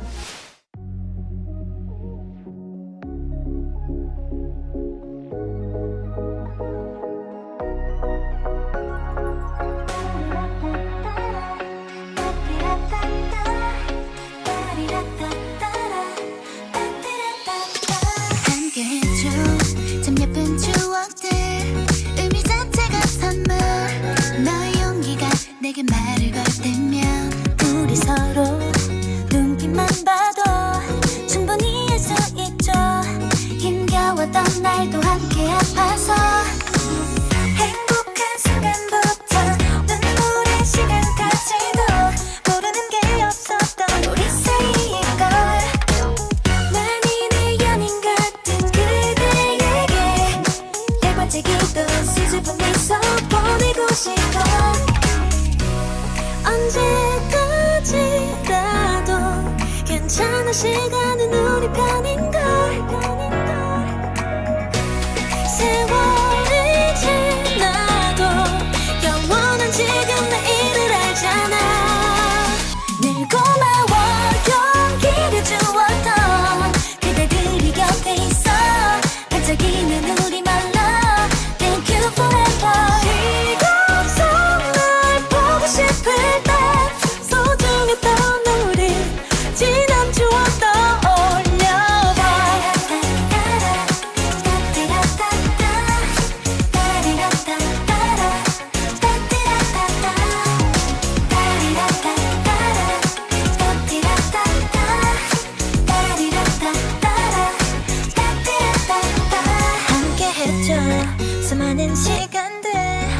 너무 고마웠어요. 너의 연기가 내게 말을 걸듯이 이젠 서로 그 눈빛만 봐도 따뜻해지는 마음 행복했던 날도 함께였으니 행복한 순간부터 마음 아팠던 날까지도 모르는 게 없었던 우리 사이인걸 참 예쁜 마음뿐인 그대에게 수줍은 미소 고마운 이만 변치 않을게 언제까지라도 괜찮은 시간은 우리 편인걸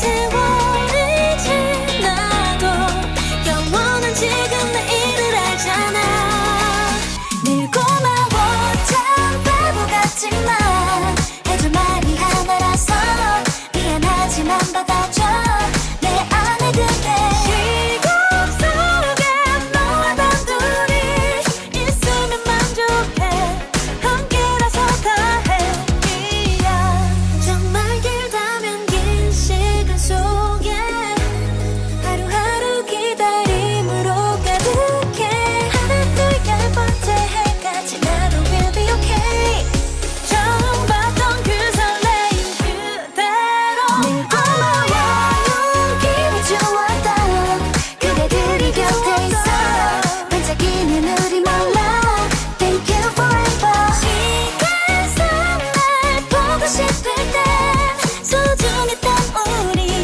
지난 추억 떠올려 따리라따따라 따띠라따따 따리라따따라 따띠라따따 따리라따따라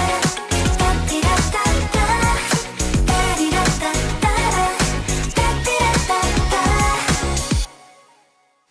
За бид бүхний сайн мэдих миний найзын 9 сүлд өнөг болон Oh My Venus Tomorrow зэрэг киногоор алдартай жүжигчин Шимэнха болон түүний найз залуу Ким Вуби нар энэ жил хамтдаа нэг кинонд дүр бүтээж магадгүй гинэ. Хосууд анх 2015 оноос болцож эхэлсэн бол тэд хамтдаа болсноос хойш тэмч кинонд дүр бүтээгээгүй байгаа. Тэгвэл энэ жил хамтдаа нэг кинонд хосын дүр бүтээж магадгүй. Хэрвээ энэ мэдээлэл батлагдаад тэр хоёр яг тоглохоор очих юм бол би тайртай хосуудаа нэг киноноос харахаар боллоо. Энэ амар гайхалтай мэдээ бэ.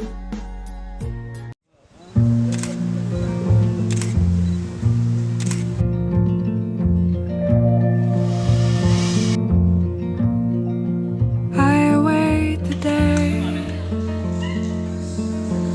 when I work at the museum with you across the way in the winter garden, so young and so warm. Hailstones swarm. The parks on our lunch breaks. We lie on the lawn, smile so stealthily, battery and brief.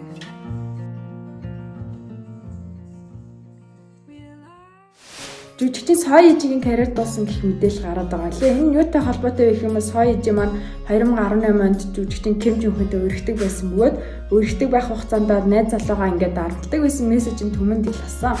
Тухайн мессежийн дээр нь юу гэсэн байсан бэ гэх юм бол чи наад хамт тоглож байгаа жүжигчинтэйгээ битээ ойрт, битээ инээ, битээ юм яар зураг авалтан дээр хөндөө бай, үнсэлцдэг, тэрвэрлдэг сцен дээр өөр жүжигчин тоглол гэх зэрэгээр мессеж явуулаад найз залуу нь түүний өвгөнд ороод зураг авалт нэр амар юм хөндөө байдал гараад нэг тийм бичлэг нь бүр амар юм найз залуугийн нэр хүндэд нь муугаар нөлөөлөөд түүний талаар сөрөг коммент амар ихээр гарч байсан.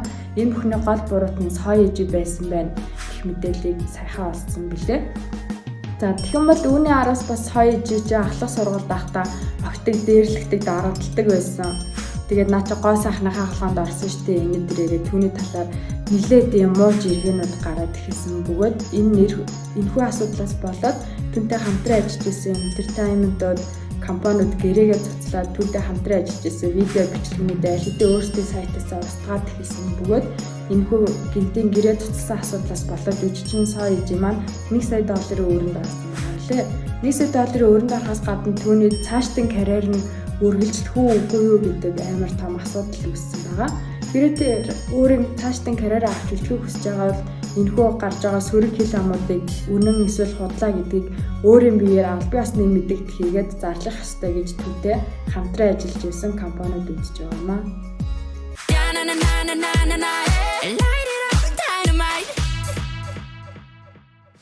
За K-pop ертөнцийн шинээр мэндэлсэн Stacy хамтлаг нь өөрсдийн гэсэн аль биесны үнэртэй хамгийн анхны хамтлагаар шалгарлаа. Энэ нь юу гэсэн үг вэ гэх юм бол тус хамтлагийн гаргасан хамгийн анхны цомог болох Star to Young Culture-ыг нээж үзэхэд Stacy хамтлаг үнэртдэг байна. Тус хамтлаг нь 2020 оны 11 сарын 12-нд үүсгэн байгуулагдсан бөгөөд 6 гишүүнтэй охидын хамтлаг юм а. Хамгийн ахмад гишүүн нь 2001 онд төрсөн бол хамгийн залуу гишүүн нь 2004 онд төрсөн бөгөөд тэд гадаад төрөх болон өөрсдийн авьяас чадвар хичээл зүтгэлээрээ Солонгостой болон нийтээсэнүүдэд нэлээд алдартай болж эхлэв байгаа юм а. 에이스 여러분 스테이지 들어간대요. 네. 갑시다.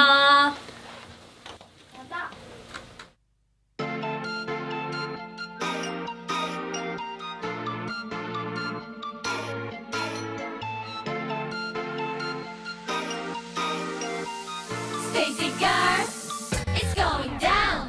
Time is burning boy, 그가 누구에겐던 끝도 없어도 더는 못 기다려져. 원래 나는 좀 참을성이 없는 몸 솔직한 게 좋은 걸 but you gotta know yeah yeah 달콤하기만 해도 싫었어 check it 넌 좋은 거 착한 거는 나도 구분해 yeah 반짝할 거면 시작도 없는 거 stop 내가 생각해도 에이 내 조각이 완전 커피 나와 똑같아 내 맘 잘 알아줘 에이 꼭 닮은 애들 달콤하니 눈앞에 나타나줘 에이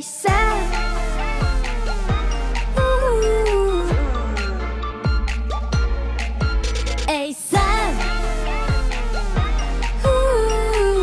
눈앞에 나타나줘 No, I'm not picky. 가슴 까탈스럽대. It's okay, but I care. 거센 옷대 아닌데. 이해하게 될걸 너만 나타나야 So baby hurry up I'm just waiting on 달콤하기만 해도 싫었어 Check it 너만 그런지 진심인지 나도 구분해 yeah. 타오른다면 쉽게 꺼지는 거 So stop 내가 생각해도 에이 내 조각이 완전 커피 나와 똑같아 내 맘 잘 알아줘 에이 꼭 닮은 애들 달콤하니 눈앞에 나타나줘 에이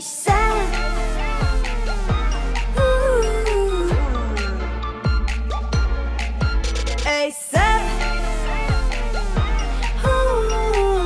눈앞에 나타나줘 실제로는 어떤 느낌인 걸까 Oh beautiful love 한 번도 느껴본 적 없는 걸 So where you at 기다리고 있는데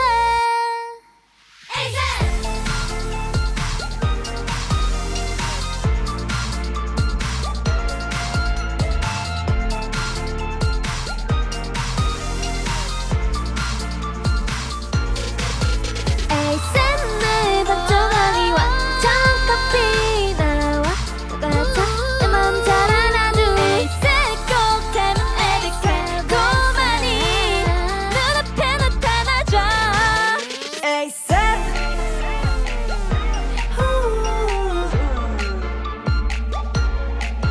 ASAP 눈앞에 나타나줘 ASAP 내 맘조각이 완전 커피 나와 똑같아 내 맘 잘알아줘 꼭 닮은 애들 달콤하니 눈앞에 나타나줘 ASAP